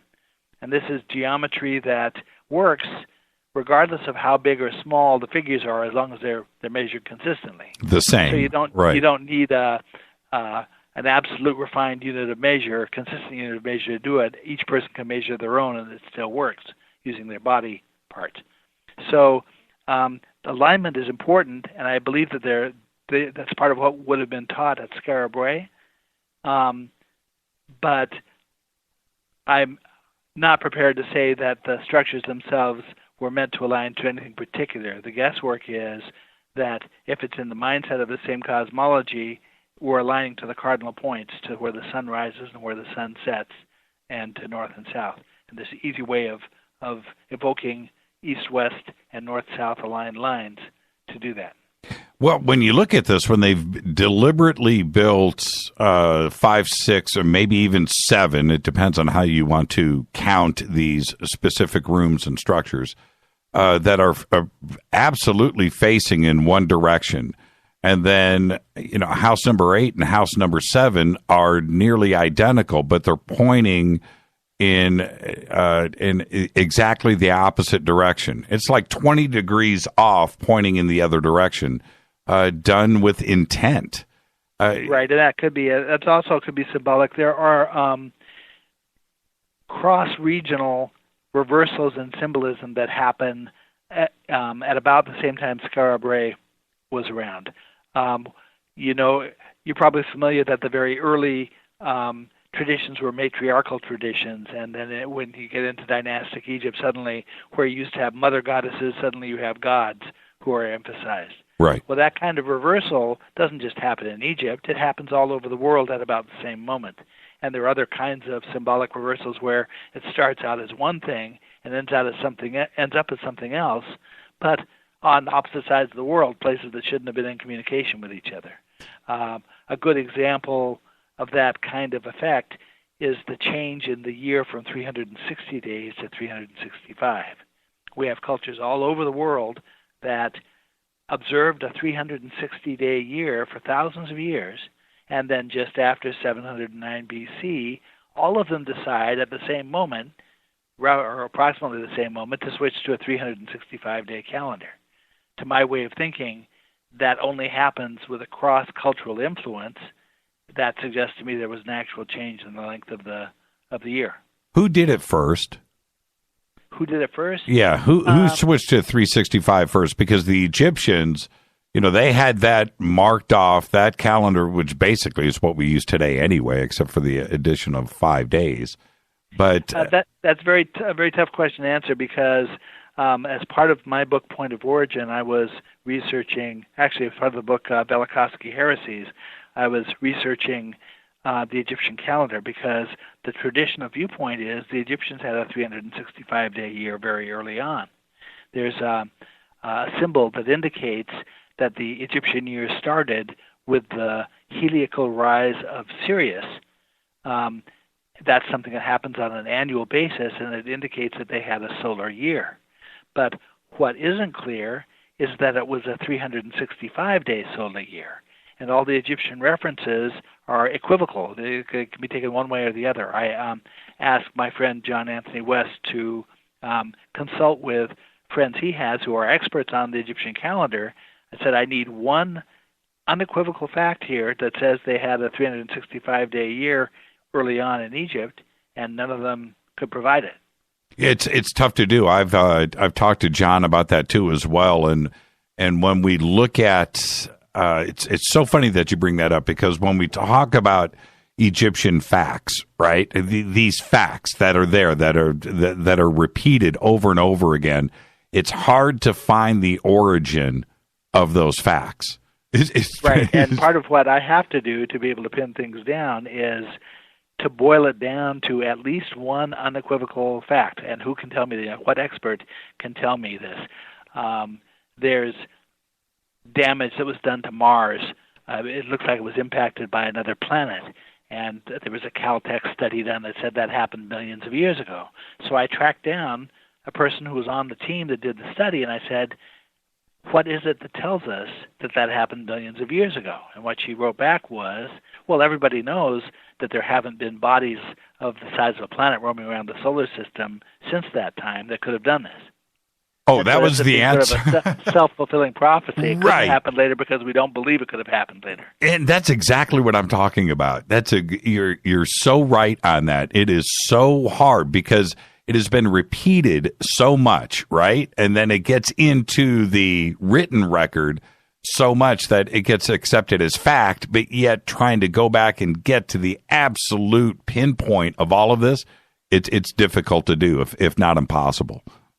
Yep. And so part of the trick is finding the one guy back there who happened to mention the one stray fact that nobody else is talking about, and picking up on it. And where did he get his piece of information?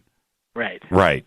Now, the other thing that I want to address here is at Gobekli Tepe, all of this is to my own eye, and I don't hear direct references to this, but my eye says everything at Gobekli Tepe is like off about 10 degrees, right? Everything lean, nothing is north and south or east, and everything is just off by that little increment that I also see at Skara Brae. And I think it just stands out, and it's very obvious. Right. I mean, you go down to Mexico, and there are entire complexes where every building is 6 degrees off of true north. Bingo. Then you go to China, and every building in a complex is off by a comparable number of degrees, the other direction from true north. And all of it makes it look as if there had actually have been changes in the orientation of the planet. It's interesting because that's one of the concepts that ties to Skara Brae. One of the potential meanings of the word Skara Brae means overthrown boat or overturned boat. And that refers to a cosmological concept that deals with this. The idea is, I'm sure you're familiar with the idea of a great year or the idea of the Yuga cycle. Of course. Walter Cruttenden, his feeling has been that that's caused by a rotation that happens between the Earth and the stars of Sirius, that there's an additional rotation we haven't accounted for. I believe that that's true, but the rotation looks to me to have been the influence of something called Barnard's Loop, which is a spiraling birthplace of stars that's so faint you can't see it with the naked eye, but it centers on the belt stars of Orion. And the rotation of that spiral looks to me as if it has the potential to influence all the stars around it to rotate. Which is fine, and I hear you, and the procession that you're referring to there, again, and I like Walter's work and Jason Martell, and I appreciate it. But how could the ancients have ever known about this without heavy astronomy and telescopes? Right. Now, I had no idea that Barnard's Loop was even there. Right. The way I discovered it was I followed Dogon references that pointed me to it. Actually, Dogon and Egyptian references that ended up pointing me to it. That I ended up keying some values into Google to try to find out how these things related to Orion, and it told me that Barnard's Loop existed.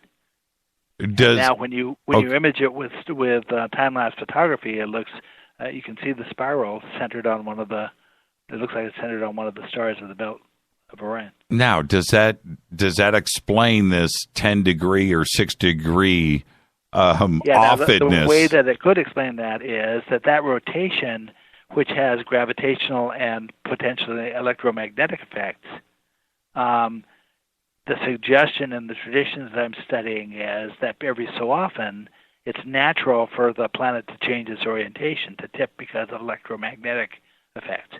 That's fascinating. That right there is fascinating. If we're going to continue this. I want to back up really quick. The dating, the 3000 BC dating, 3100 BC dating at Skara Brae, who did that dating and what's it based on? That 3200 BC dating comes from the archaeologists who who continue to work on that site. It's a result of carbon dating of material that came out of the burning of these structures. Anything that was biological, anything that was a piece of wood or a piece of vegetable material or whatever, they can do carbon dating on it, and they have fudge factors to try to get them past that 709 BC date. But these are the same measurements that the traditional timeline of history, of ancient history, are based on.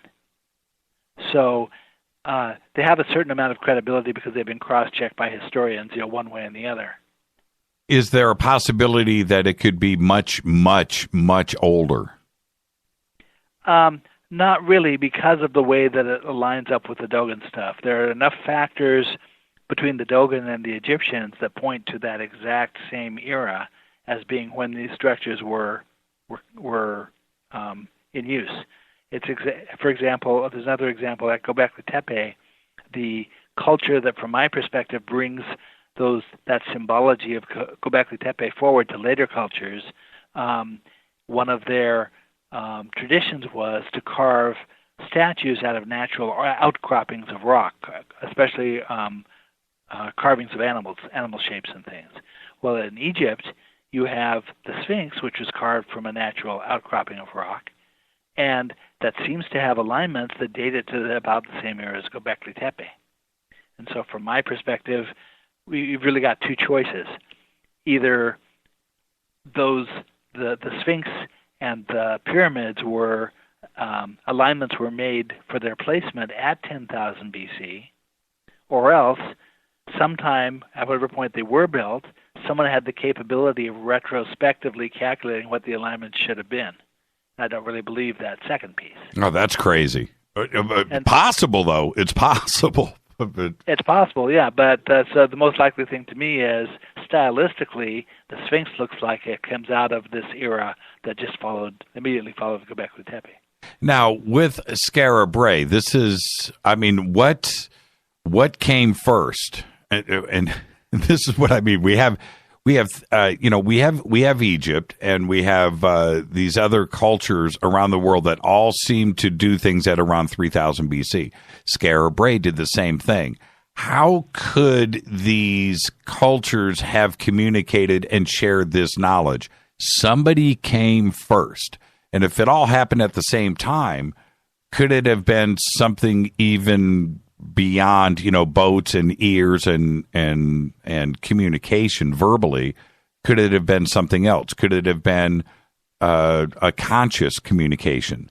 Could it, you know what I mean? Or something else, one teacher teaching all of these cultures the same thing? Well, in the 1800s, there were numerous attempts made to establish one culture as the starting point and trace it forward to the others. Right. And all of those attempts fell apart because they bumped up against contradictions and said that can't be the answer.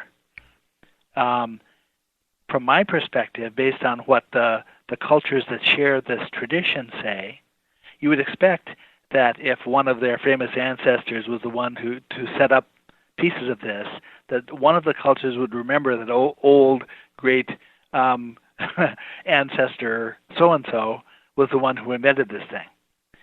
But when you get to the bottom of the traditions, what they're all saying is that this was an instructed tradition, that some teacher who understood the science of it in a way that the ancient cultures didn't themselves, deliberately taught this system of symbols and associated them with civilizing processes.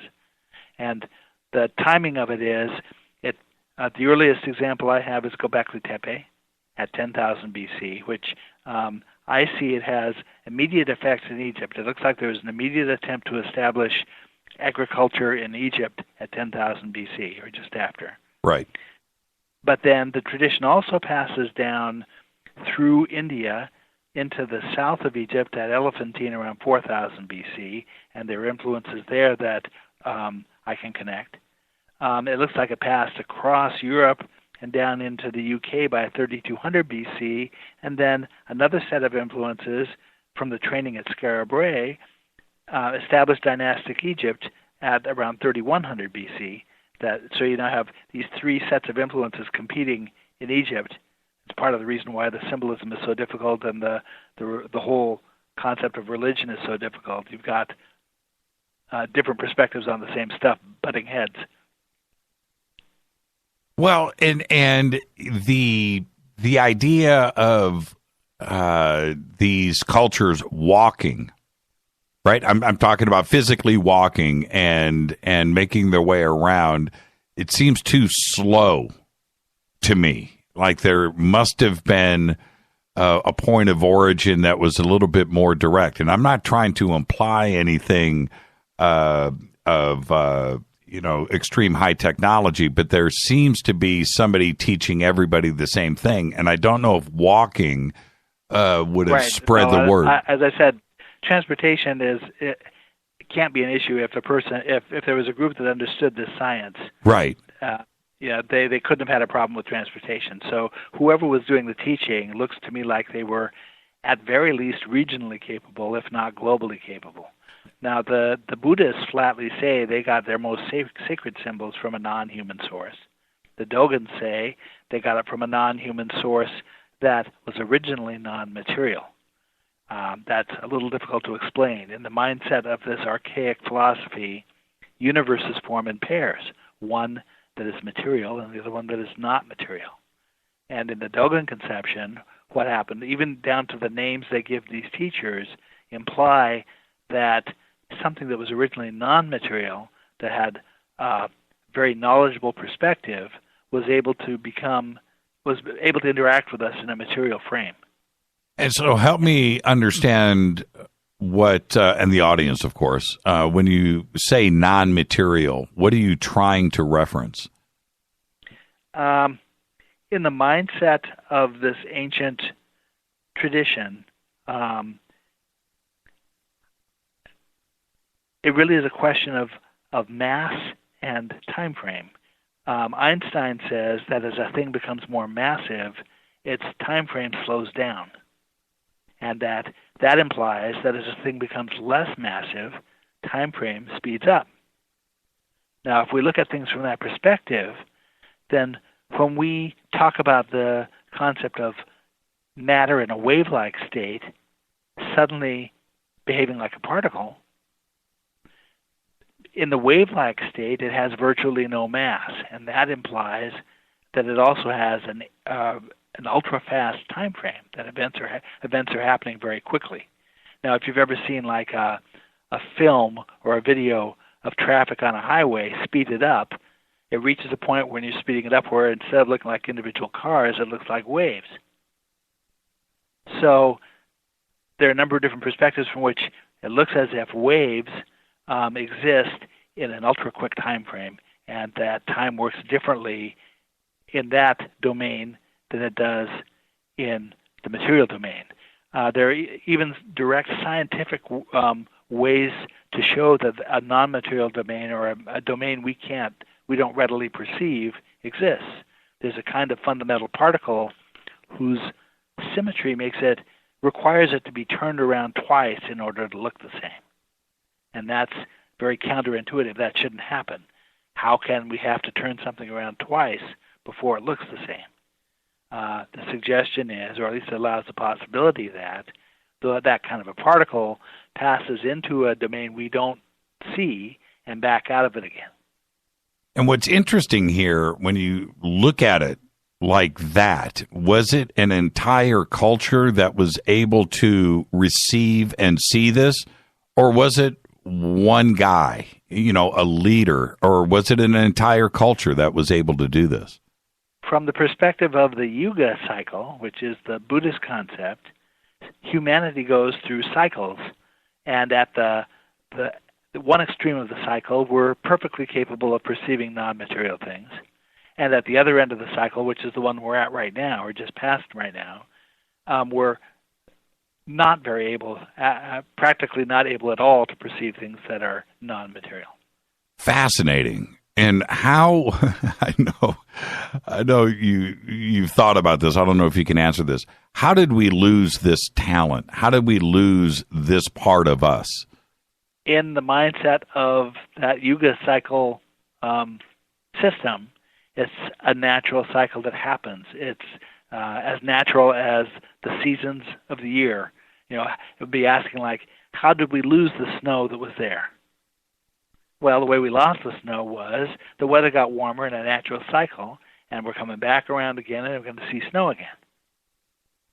Are you suggesting, and I'm hoping that you are, that we will get all of this back and we're going to walk around with glowing brains?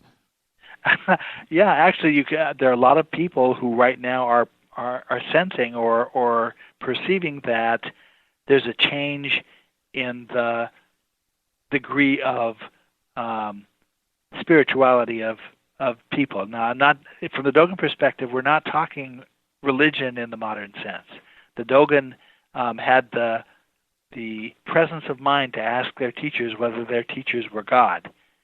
Now, you know from sci-fi stories that if someone asks you if you're God and you're a visiting alien, of course you say, yes, I am God. That's the only answer. But their teachers said, no, we're not God, but if it helps you to think of us as agents of God, that's okay. Do you have a timeline for this? You know, Rita just texted me. She goes, okay, well, when is the stupid cycle over? It begins, the beginning of it from our perspective is just after the end of the Ice Age. And we're basically 12,000 years past that now. It's a 24,000-year cycle. And we're just past the other end of that. We've just moved beyond the least spiritually connected that we are in the cycle. Yeah. And we're back on the ascent again. It's ascending and descending cycles. And there are disputes as to what the time frame is for the Yuga cycle and so forth, but based on what I can cross-check between cultures, it's a 24,000-year cycle. We're just past the halfway point. We're on our way back up. We're starting to become more spiritually aware than we were before. And all that means is it doesn't mean it's not defined in relation to a deity. It's defined in relation to a twin universe that right now we aren't very able to perceive. I'll give you another example. Please. I often talk about a scientist as being like the guy who gets in his car. He just learned how to drive. He gets in his car and doesn't realize that the mirrors in the car don't show him everything around him. He doesn't realize there's a blind spot. And so he might drive for his entire life and never realize that there's a blind spot there. And if he's lucky, he won't hit anything. But you and I know that there's a hidden spot there that's big enough to hide a Mack truck. Right. Well, that's the way these universes are described as working, that essentially that non-material frame is a blind spot for us. With we're going to hit a break here. One of the things that I want to talk about when we come back is the Great Pyramid was built to like a 500th of a degree off of true north. But yet it seems like every other megalithic structure that we've been talking about is just off by that 10 degrees. Does that indicate that the Great Pyramid was built at another time that is just ridiculous in age? And I want to talk about that when we come back. Our guest tonight, Laird Scranton. There is nobody smarter when it comes to ancient Egypt, the Dogon, and ancient culture and history than Laird Scranton. His new book, The Mystery of Skara Brae, Neolithic Scotland and the Origins of Ancient Egypt. This is Fade to Black on the Game Changer Network and KGRA The Planet. We'll be right back.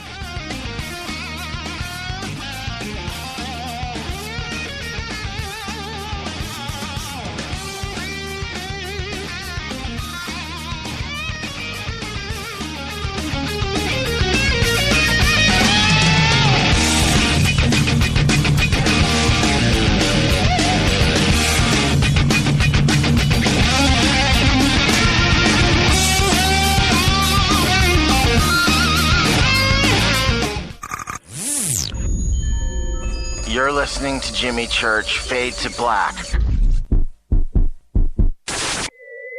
Fade to Black will now pause for alien identification. The station that talks the net. KGRA Radio. When you take the beans from Central America with dashes of Indonesian and African mixed in and then roast it to the dark side of Fade to Black, you create the ultimate brew of fringe. Introducing the Fade to Black blend from Rivermoon Coffee. Yes, Rivermoon's darkest customized roast was created for the love of Fade to Black.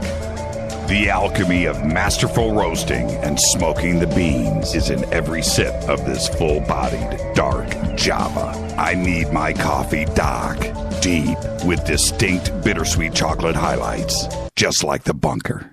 Leaning further into the darkness of the roast is Fade to Black blend from Rivermoon Coffee. Just click on the banner at jimmychurchradio.com and use the promo code F2BBLEND for 15% off of your order today. Gobekli Tepe. Hi, folks. In a world of GMO, genetically modified organisms, that is, chemicals, processed foods, and a healthcare system that's unraveling like a cheap suit, it's time to prepare. God created herbs, and herbs help man. Our body can heal itself, just sometimes we need assistance. You need some help? GetTheTea.com. That's GetTheTea.com. Our mild detox is quite powerful with its unique blend of 8 different herbs. And if you're looking for more, our non-GMO supplements will help you with different needs you might have. Health should be a top priority. Take care of your health naturally. Log on to GetTheTea.com. That's GetTheTea.com. Give your body a treat. Let the herbs do their thing naturally. Read all the testimonies on the website, GetTheTea.com. That's GetTheTea.com. Sickness and viruses are like intruders, and herbs are like warriors. Let the tea work for you. That's GetTheTea.com. 9 out of 10 geneticists agree. Fade to Black is not your father's radio show on the Game Changer Radio Network and KGRA, The Planet. Hi, this is Chase Klutsky with Fate Magazine Radio, and you're listening to Jimmy Church and Fade to Black on the Game Changer Network and the KGRA digital broadcast station where the Fadernauts rock. Hi, this is Rob Reiner from Anvil, and you're listening to JimmyChurchRadio.com. What's up? I'm Chris. What up? This is Kyle Manson. You're listening to Jimmy Church Radio.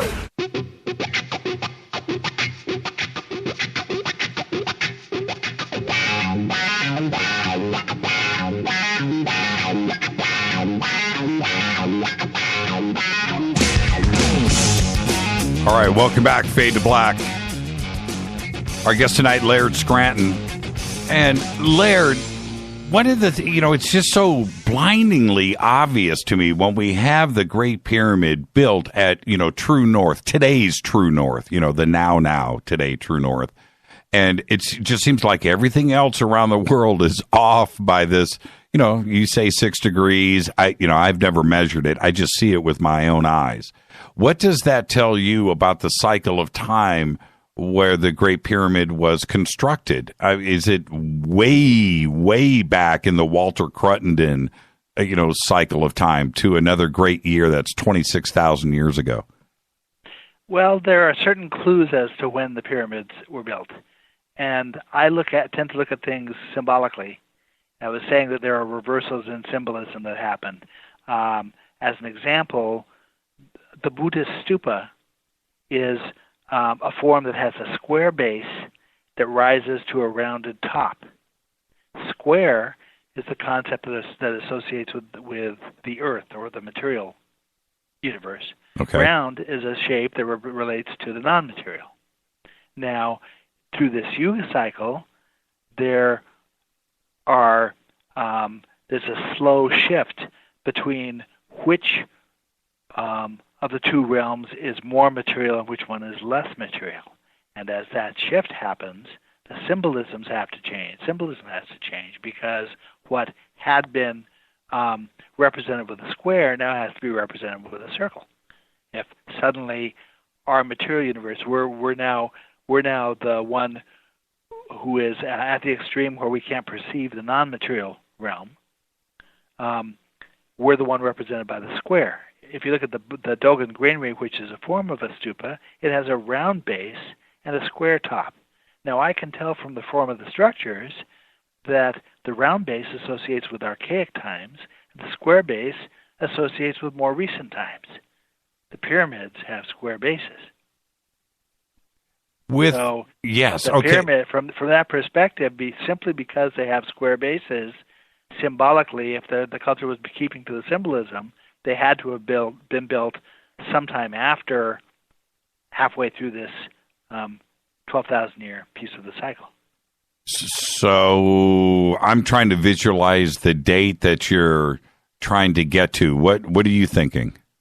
Well, and because it is a cycle, any date we point to, we might actually be talking about a full cycle back from that, or two full cycles back. Right. John Anthony West prefers solutions that are several cycles back.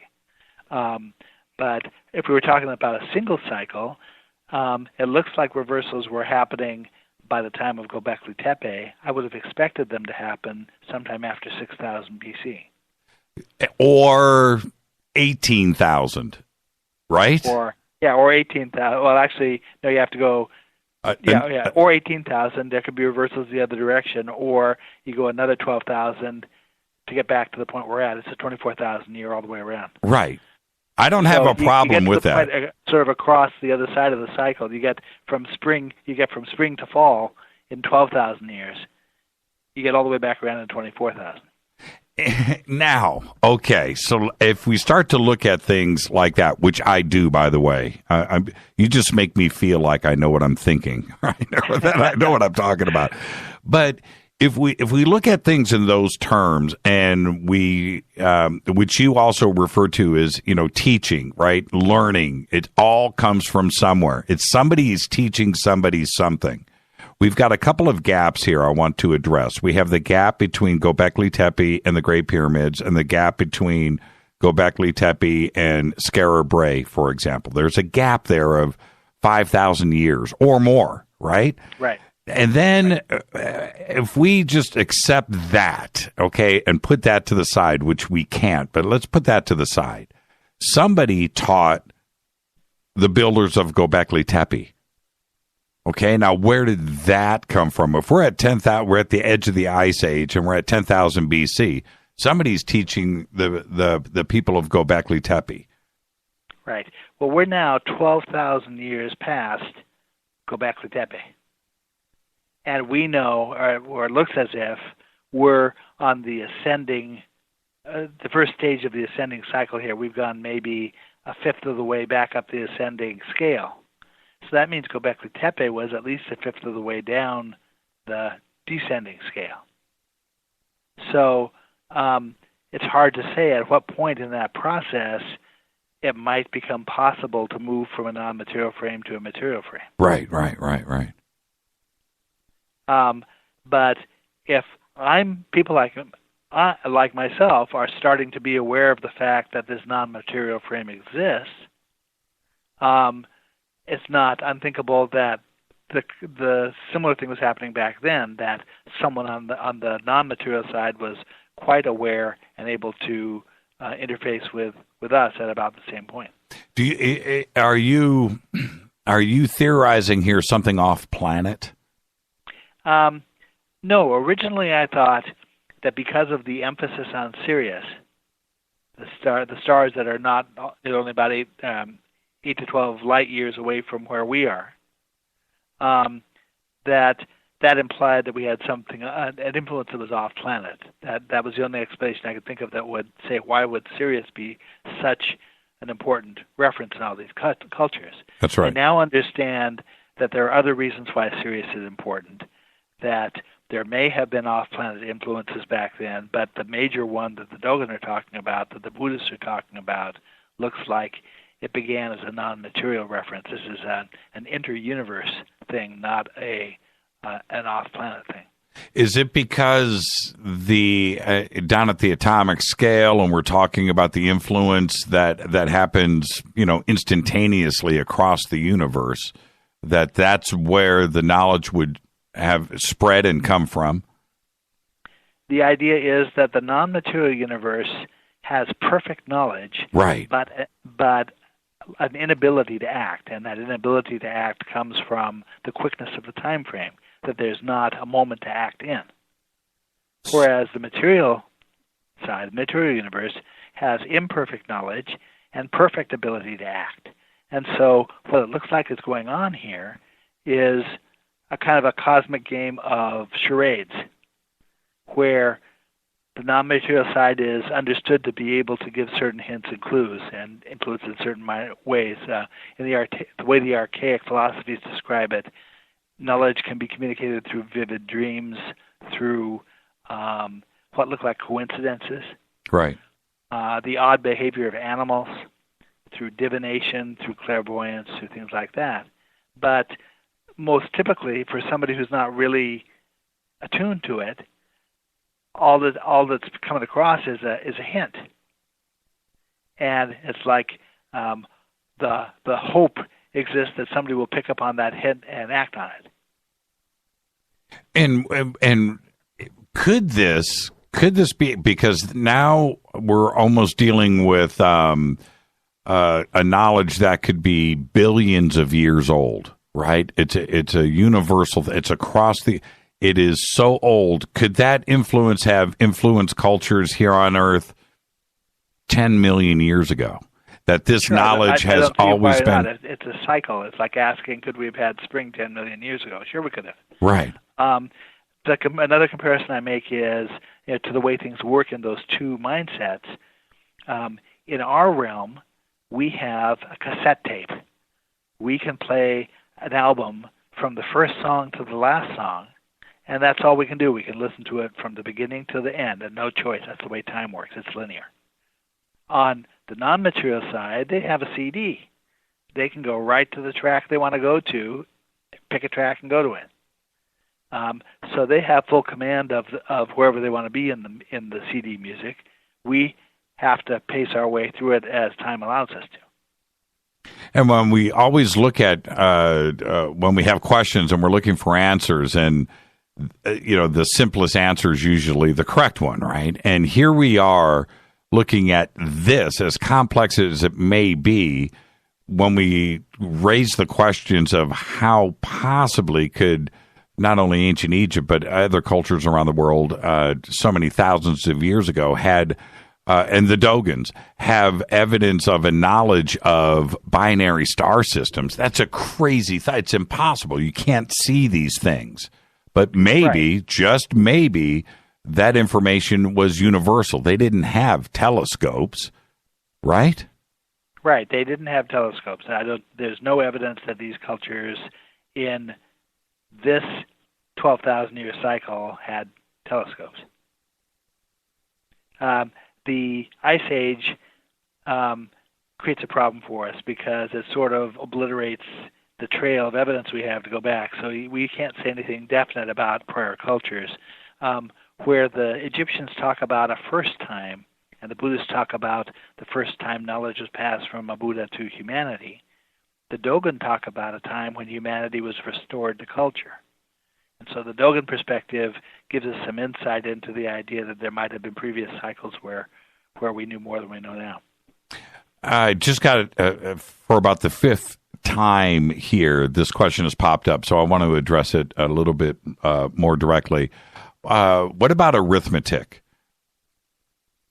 Who was teaching arithmetic and this complex math 5,000 years ago? When again, we're talking about Stone Age man. Where did arithmetic arrive, and from who? A lot of the systems of creation that are preserved in various cultures are based on are compared to metaphorically to an act of counting. In China, there's a tradition there that each of the stages of creation are considered to be like an ordinal counting from 1 to 10 or whatever. It's the same thing in Buddhism and the Dogon culture. There are aspects of it. Even in Christianity, God is one, and there's a counting element to this. So math is one of those skills that's sort of woven right into this civilizing plan. The very first action that an initiate in this tradition is taught in Buddhism is how to lay out the geometry for the alignment of these shrines. That's mathematics, and it's fairly high mathematics. And so math is integral to that system. The question of who knew it is the same question as who put together this system, this instructed system in the first place. I don't know if I've asked you this before, but I've seen your presentations and some other stuff where you address some of these really, really complex, not only metals and interactions on an atomic scale and physics, but the Dogon and the Egyptians and other cultures made direct references to things that they should not have known anything about when it comes to technology. In Buddhism, there's a category of symbols called adequate symbols. Right. And these are symbols that are defined as not being able to lose their meaning, even if the long trail of initiates somehow loses track of it. The symbol still retains its meaning. Now, the only way that can happen is if the shape of the symbol relates to something in nature that a person can look at. And then if that's true, then eventually, when a culture has the right technology, they look at the shape of an electron orbit and they realize that shape represents that concept. Right, exactly. Egyptian glyphs, and you see the shape and you know what it represents. And we know it today, right? We look at them and go, okay, that's an atom, that's an electron. But how on God's green earth? 100 years ago, when Champollion and Thomas Young were trying to decipher the Egyptian hieroglyphs, they both had absolute senses that there was more going on here than just phonetics. And Champollion delayed for months releasing his translation of the Rosetta Stone because he thought there was more going on. And Thomas Young also was very frustrated at not being able to get down to it. But they didn't have the technology to make the connection. I'm fortunate to live at a time when I can see what these shapes look like, and I know what the scientists say they represent, and you can match it back and forth. Yeah, one of the first times when I saw you lay out a bunch of these symbols in a row, and you're going, now what do you think this? Well, it looks like an atom to me, right? But how? First off, how would they have this knowledge?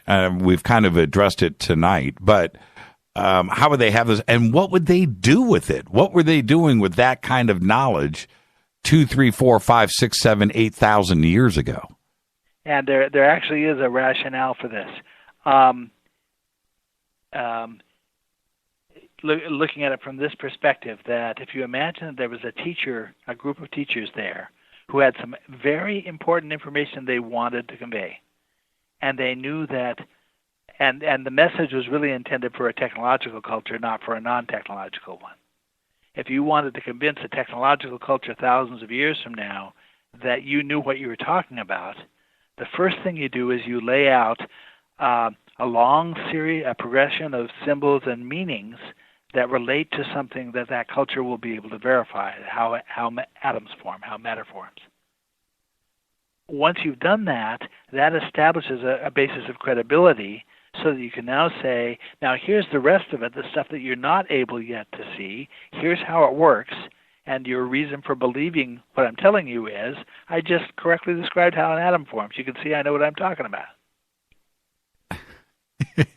That's nuts. You know that, right? I know it is, but that's the way it works. I have a follow-on book to the Skara Brae book that's about the Maori in New Zealand that was just submitted and accepted today. Okay. Beyond that, the next book deals with fundamental concepts of science.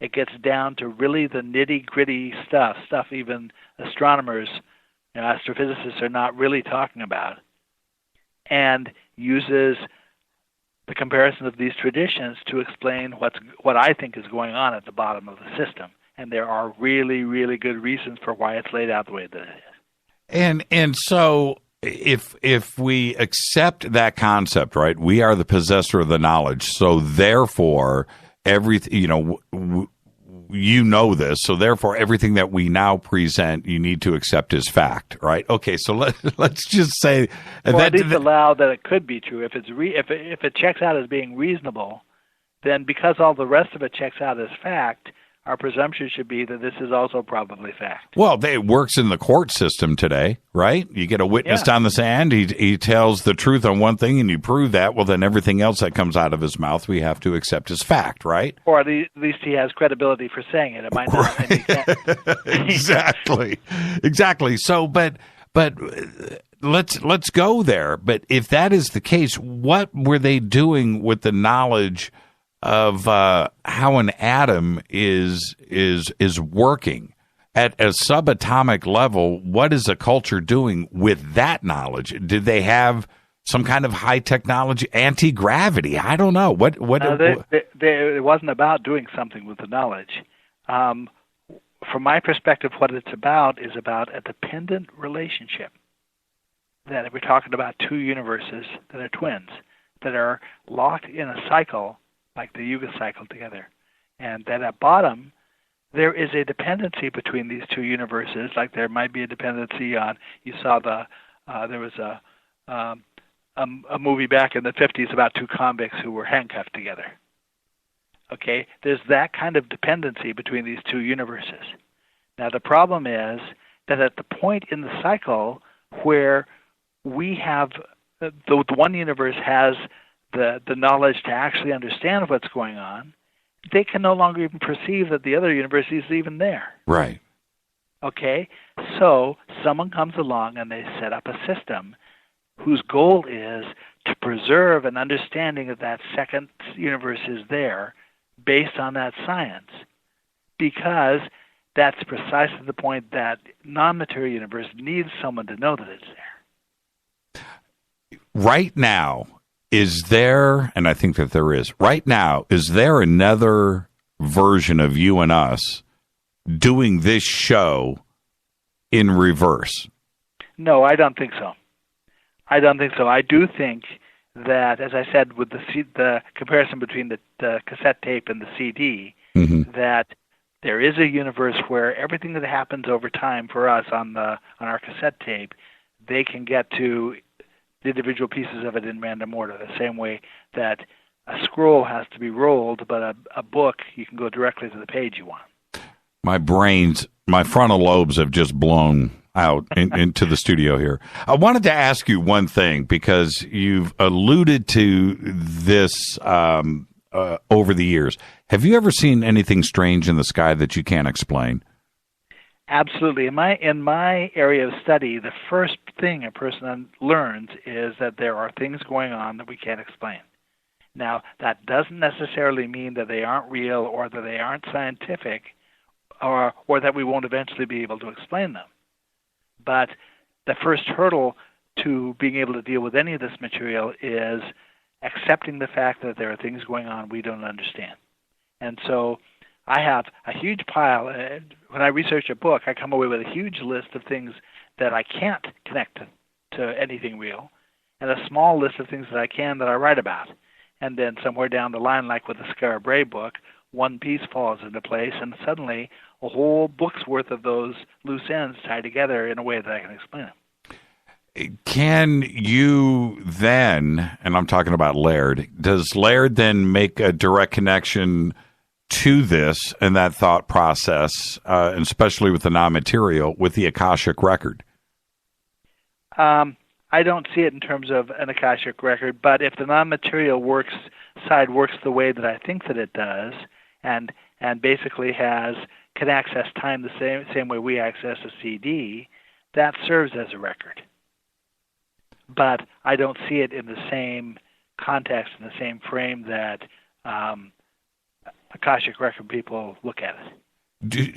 Do you, I'm going to leave you with this, Laird, the way that you look at the world, and I'm glad that you said outside the box, because that's what the world needs more of, is you and thinkers like you. But what is it that you see with the world, man? When you look out, you're not seeing the world through the eyes that I have. What is it that you see? Are you walking around in just like a cosmic thing? Do you see how everything is connected? I find it fascinating. No, not really. But in Kabbalism, they talk about there's discussion of classes of mystics. different ways that people can receive information I was talking about through dreams and things like that. Right. There's a class of mystic called a pure mystic that, without going into a faithing spell or having a seizure, or without sleeping like Edgar Cayce did, or without use of hallucinogenic drugs or whatever, that material that is specifically cosmologically related sort of presents itself to them as they need it.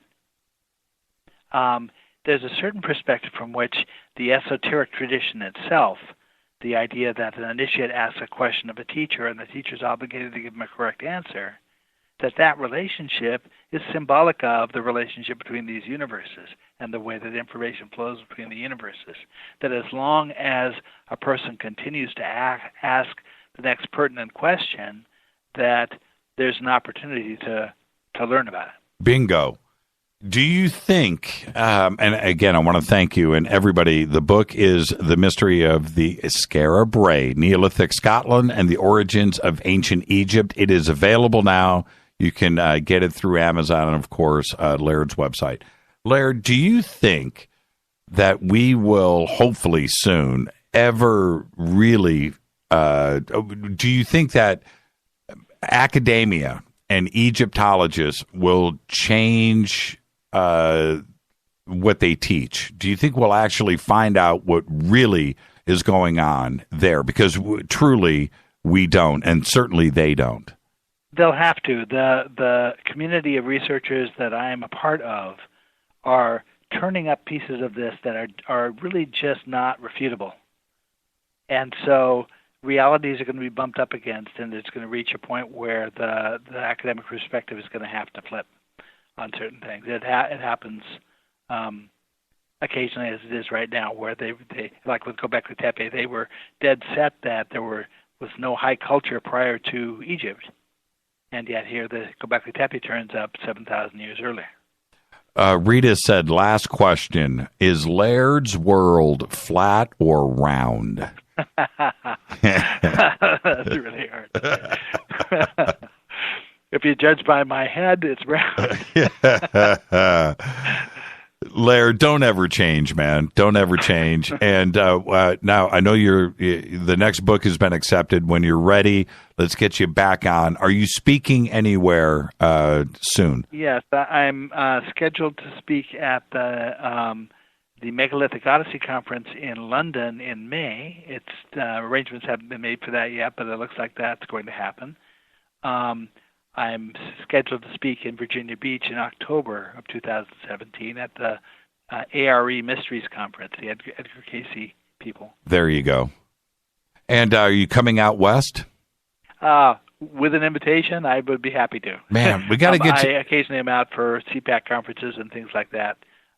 But right now I'm not scheduled to come out. Okay, well, we'll see what we can do on that. In the meantime, give my best to Risa and be safe out there. Thank you so much, Laird. You are the absolute best.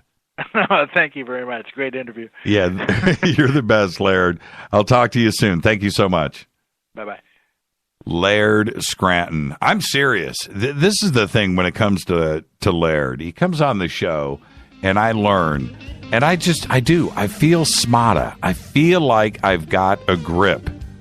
I'm one step closer to the truth. Thank you so much, Laird. The book is The Mystery of the Skara Brae, Neolithic Scotland, and the Origins of Ancient Egypt. Amazon.com. Get it now. This is Fade to Black. I'm your host, Jimmy Church. Follow me on Twitter at JChurchRadio. I've got some more stuff right after the break. Stay with us.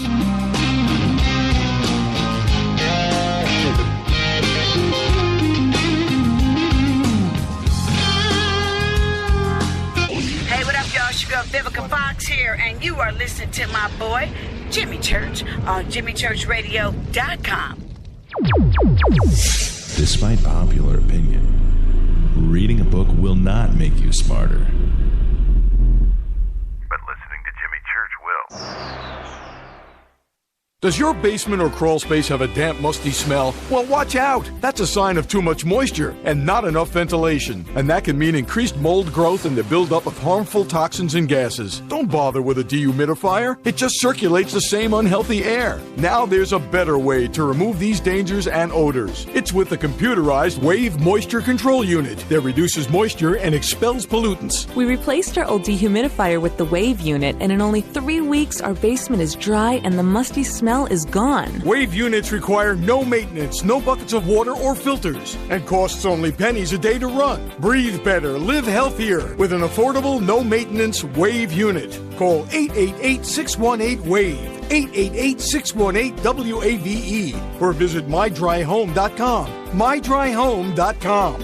Ride the wave. Wave Home Solutions for a healthy, comfortable home. What's up, Fadernauts? Studio Dome loves Fade to Black and the F2B audience so much that they have put together the ultimate stereo Bluetooth system. They've done it just for you. Man, check this out. The Studio Dome SBB2 stereo system is here. It's featuring 2 Studio Boombox 2 SBB2 wireless Bluetooth speakers, packed in its own custom hardshell case. This Studio Dome system features the very latest in stereo Bluetooth technology. The 2 full-range boomboxes are in true wireless stereo. You've got to hear this. It's amazing. It's just $129 and use the promo code JCRTWS and you'll also get free shipping. It's simple. Just go to jimmychurchradio.com, click on the Studio Dome banner. Gobekli Tepe. This is Kristen, Erica, Brittany, Gabby, and you're listening to JimmyChurchRadio.com. It's not a lifestyle we chose. We were born this way. KGRARadio.com.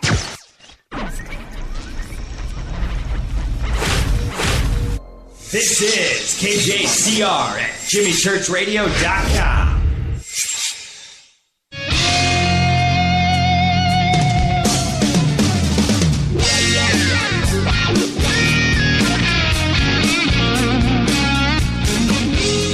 Man, oh man. Laird Scranton. That's right. That's exactly why I do this show. Right there. This is Fade to Black. Laird Scranton. I got to tell you, and I say this all the time, when it comes to science today and education and thinkers and how we get stuff done today, I don't know how we do. We just don't. Science in the past, and you go back to you can start with Galileo and Copernicus and Newton and keep working backwards from there, right? And you just go backwards from that to the dawn of time. All of the progress that we have made today, everything was because all of those dudes thought outside of the box. They were looking down the hallway to prison cells, getting their heads burned at the stake. That's what they did. They defied all of that. Not only the church and religion, just in general, man. If you went outside of the box, the earth is round. What? Prison time for you, brah. That's what they did. And they thought outside of the box. Everybody. Galileo, if you think about what he did, right? And for some reason, we've lost sight of that completely today. Completely. And you listen to Laird and listen to what he has to say and how he puts it together. It is truly outside of the box, but man, what a way to look at history. But nobody will do it. Nobody will. Nobody wants it. Nobody. Some of this stuff has been taught in colleges, and thank goodness for that. But man, Laird Scranton, world needs more of you, my man. All right, I'm opening up the phone lines right now. 323. They got their heads burned at the stake. Brian, that's what I just said. 323-825-5045. Opening up the phone lines right now. 323-825-5045. What'd you think of that conversation? What'd you think about my opening rant tonight about Zika? It's one of those situations where, thank goodness, I said what I said, and I meant what I meant, and it is in the public record, and this show is archived, because I told you this is exactly where we were going to be. And here we are in the middle of November. So all of this, let's see, August, September, October, November, took 3 months. 3 months. I said 2. Okay, so it's 3. But you just watch. By the end of the year, we've got another 40 days left. Today's 40 days left. You watch. We're going to have another worldwide epidemic created by the CDC that is going to be the end of mankind. Just watch. And by February, it'll be gone, and we'll have moved on to something else. This is what's crazy. There's no Zika vaccine. That's not what ended it. There was no catch-all, cure-all. That's not what ended it. It's caused by sex now, right? Well, what? The world stopped having sex? No. Right? And now Zika just happened. What? It just burned itself out in a month? Oh, really? Interesting. All right. A couple of things over on our Facebook page were posted today, and I think this is some of the best news. This right here, this next news story that I'm going to hit you with, should have been the number one story today, even over the Japanese earthquake. This should have been not Zika. No. This is one of the best news stories of the entire year. And this is evolution at its finest right now in the works. Eagles. That's right. Eagles. Eagles. The bird. The bird. Eagles. Those aerial takedown artists are at it again. This time, they've taken out nearly all of the unmanned aerial vehicles, the drones, dispatched to fly over mining lands in Western Australia. Check out the pictures. Go to our Facebook page. Wedge-tailed eagles are batting nearly 1,000. Make that American baseball reference. They're batting nearly 1,000 in the sky near the country's mining town of Kambalda. All told, out of 10 drones to take to the air, 9 have been sent to the ground by the eagles. I watched a video today of a drone getting taken down by an eagle, and I got to tell you, it is one of the coolest things you have ever seen in your life. The eagle will have nothing to do with a drone. It is now a natural enemy. Thus far, South Africa's gold fields, which has mining concerns in the area, has spent some $100,000 on replacement drones. Why? Well, the company uses these drones as surveyors. The flying eyes take high-resolution photographs and use them to create contour maps for future mining expeditions.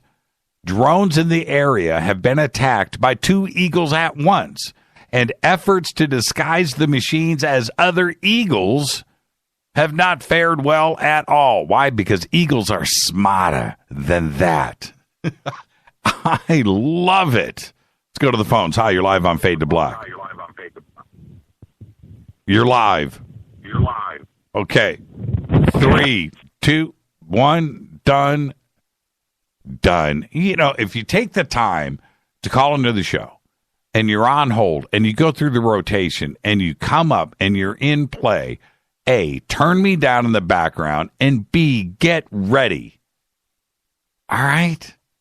Man, how simple can it be? Okay, somebody right now is posting, this is Mark Tarana, just posted this video of this eagle attacking this drone. It is, you can see the eagle, man, coming in.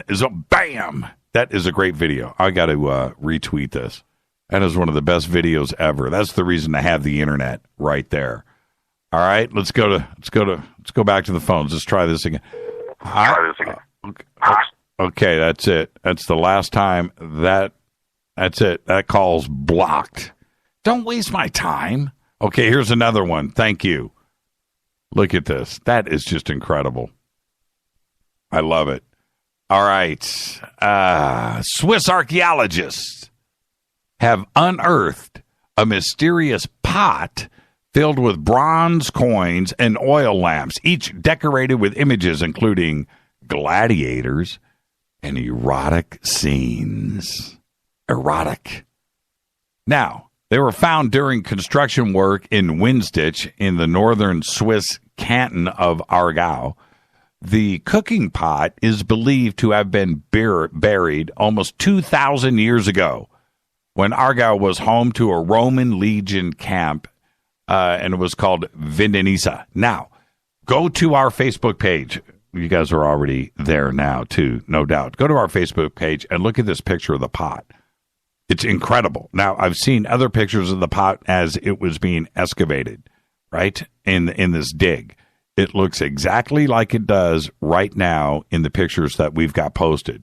According to archaeologists, the pot is a typical cooking vessel known to have been used by soldiers that were stationed there.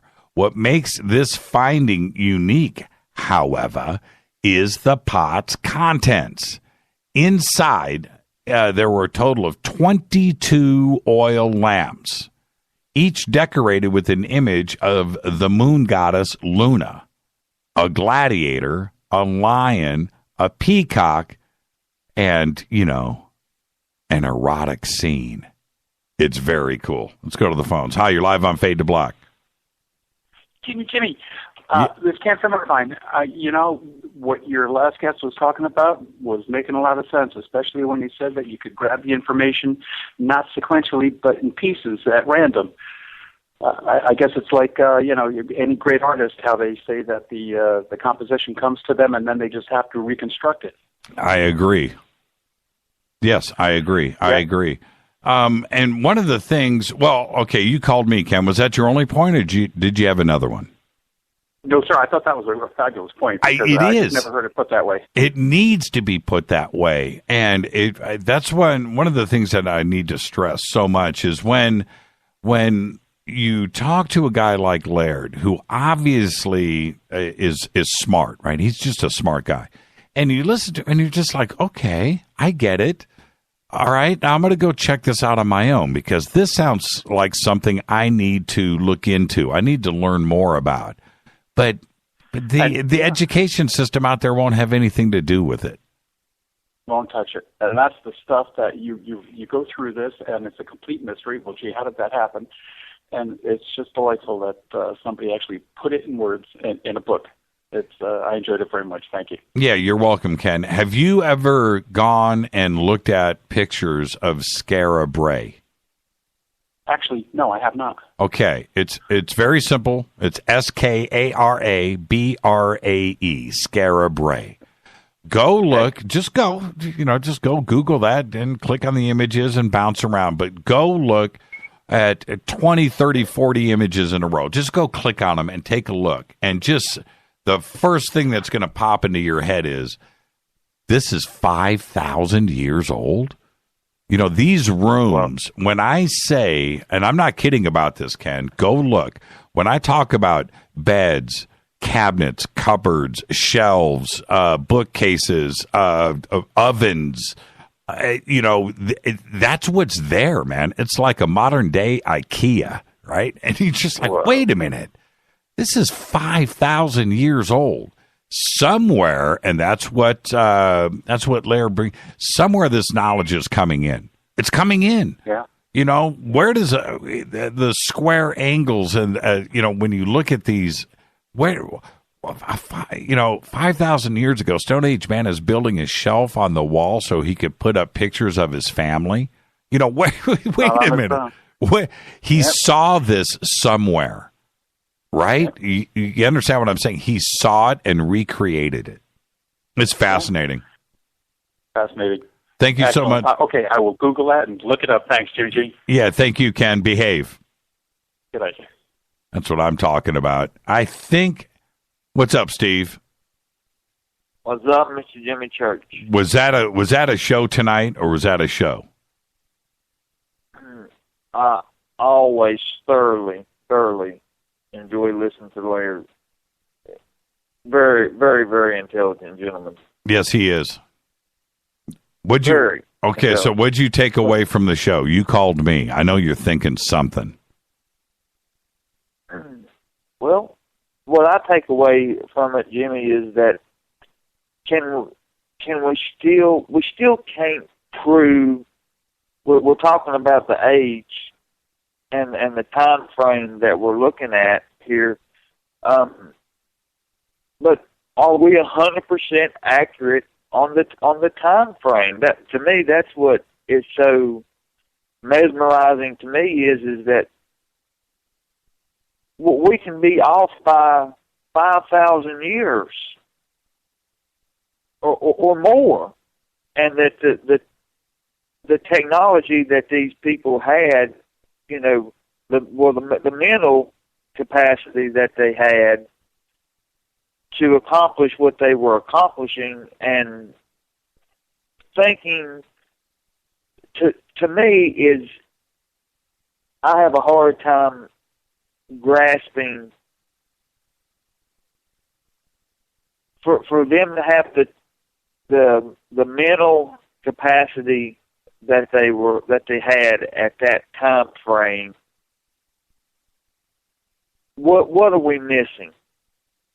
We're missing what is still out there that we're missing? We're missing something, Jimmy. That's exactly right, Steve. Look, if you are you want to, how do I want to say this? You have a car, right? And it's parked in your driveway, and you're going down. You're in the next city over or whatever, and you see some guy pull in with the same car, but now the car is got big back tires. It's got a cool paint job. It's got a custom hood scoop on it.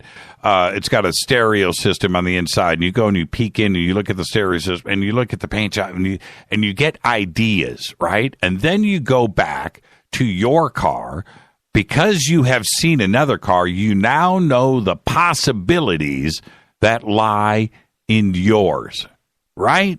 You know that because you have seen it. You get the right.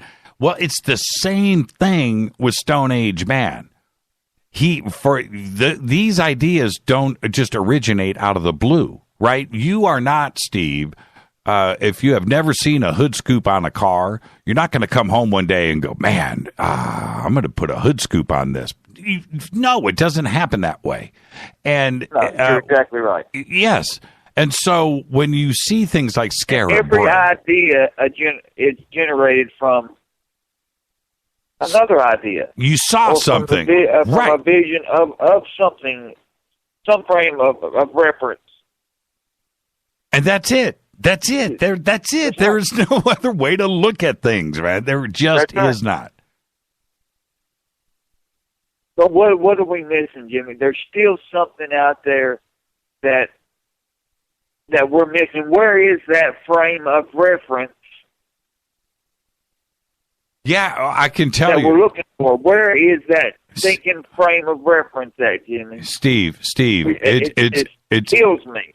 I know, and you know what? And this is it. I'm going to make it really simple. It's buried, man. It's in the dirt. It's buried, and if meteorite, right, a asteroid hits Earth tomorrow, right? Boom, we're all done, right? Done. It is so catastrophic that we don't have any sun for the next 500 years, right? We're buried.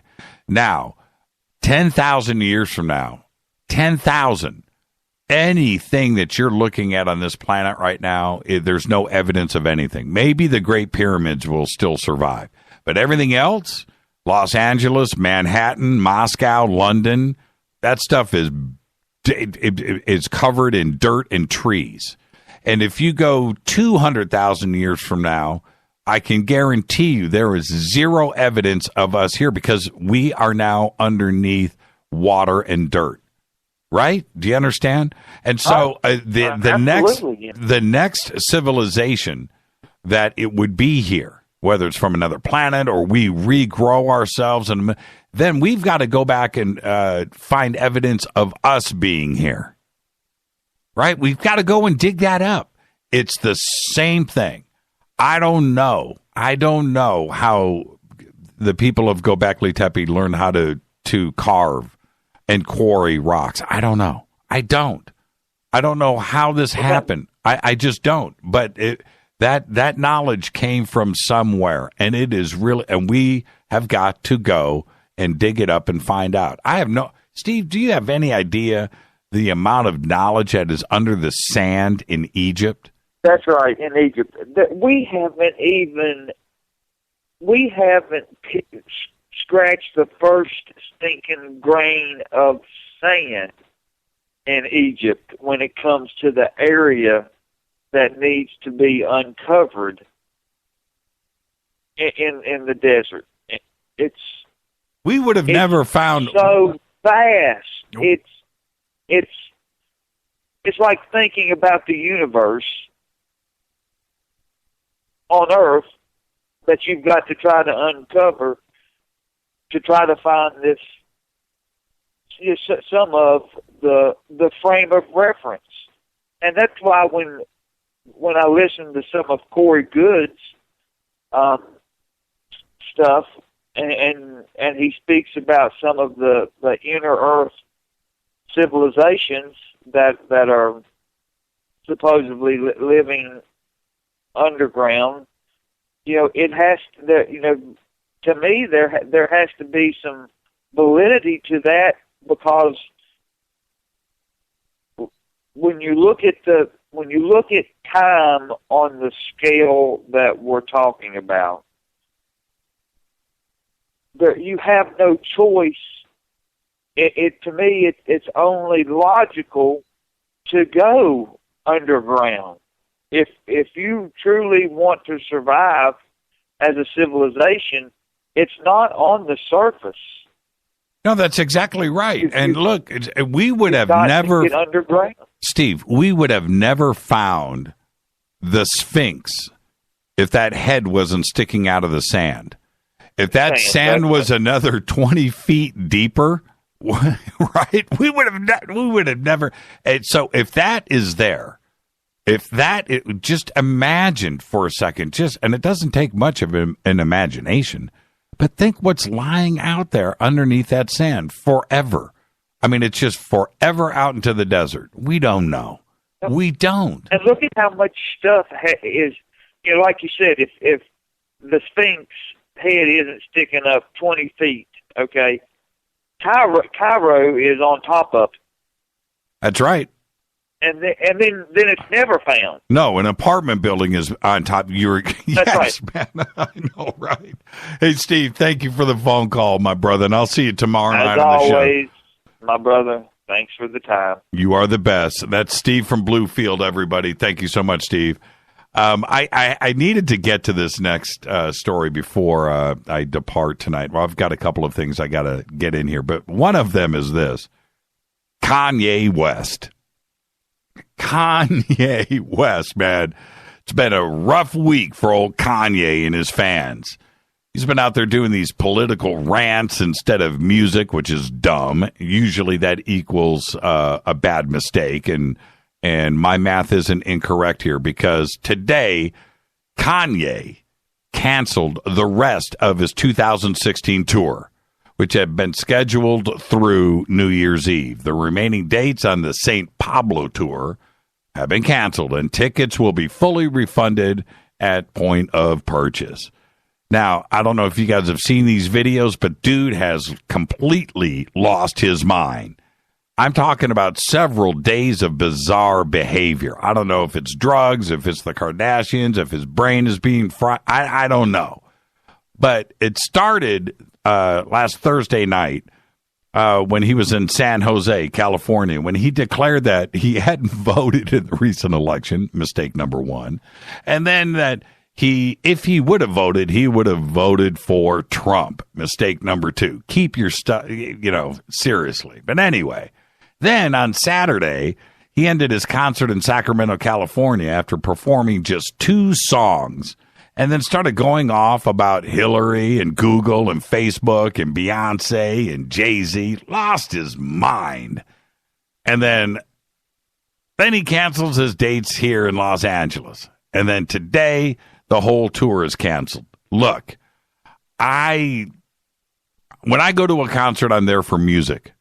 That's what the audience does not care about who you would have or didn't vote for. They don't care. They don't care about your political view. They don't care what you think about Jay-Z. They're there because they're fans of your music. And losing sight of that because you think you are more important to the world than your music is nobody cares. No, absolutely nobody cares. You've just alienated yourself from everybody. Nobody cares. Could you imagine going out and seeing AC/DC or Van Halen or Led Zeppelin or Metallica, and you got to sit through, or Axl, and you got to sit through a diatribe about politics? Dude, no, that's not what they're there for. They're there to escape that. It's not a political rally. Kanye, you brought it upon yourself. And that's my take on it. All right. Geologists now say that a new survey shows an oil field in West Texas that now dwarfs others found so far ever in the history of the United States. And this is according to the United States Geological Survey. The Midland basin of the Wolfcamp Shale area in the Permian Basin is now estimated to have 20 billion barrels of oil and 1.6 billion barrels of natural gas. That makes it 3 times larger than the assessment of the oil in the Mammoth Bakken Formation in North Dakota. The estimate would make the oil field, which encompasses the cities of Lubbock and Midland, 118 miles apart, the largest continuous oil discovery in the history of the United States. All I got to say is this: Lubbock and Midland had better learn to spell earthquake. Seriously. Now, in the biggest news probably in the last, history of everything, I'm going to ask you this. Can you drive a car by getting on the front seat and pushing on the windshield? Can you push the car forward? The answer, of course, is no. Now, Newton's third law of motion, for every action has an equal and opposite reaction, right? We know this. Well, that explicitly prohibits this. However, after months of rumors, speculation, and criticism, a peer-reviewed study has been published in the Journal of Propulsion and Power, claims now that the new electromagnetic drive, or EM drive, works. Yes, despite everything that we know in physics. Now, the speculation that NASA was on the verge of developing the EM drive has been floating around now for over a year. I've been talking about it. And now this new study says it is possible. Now, I'm just going to leave you with this. Just remember, just because a study has passed peer review doesn't mean that its results are valid, only that the researchers' methodology was considered sound. This has been Fade to Black. I'm your host, Jimmy Church. Very, very special thanks to the one and only Laird Scranton. The best. Fade to Black's executive producer is Rita Camarion. Shows produced by Hilton J. Paul, Mark D. Kovar, LJ3, Renee, Mark Dunbar, Jonas. Thank you, Dennis. Thank you, Bob. Announcers are Steve Harder, Gene Vitoa, Mark D. Kovar, Fady by Dale. Webmasters Drew, The Geek. Music, Doug Aldrich. Intro, Spaceboy, spaceboymusic.com. Fade to Black is produced by KJCR for the Game Changer Network. Syndication is KGRA The Planet. This broadcast is owned and copyrighted 2016 by Fade to Black and the Game Changer Network. It cannot be rebroadcast, downloaded, copied, or used anywhere in the known universe without written permission from Fade to Black or the Game Changer Network. I'm your host, Jimmy Church. Follow me on Twitter right now at JChurchRadio. Until tomorrow night, got that William Bill Cooper special. Everybody be safe. Gobekli Tepe.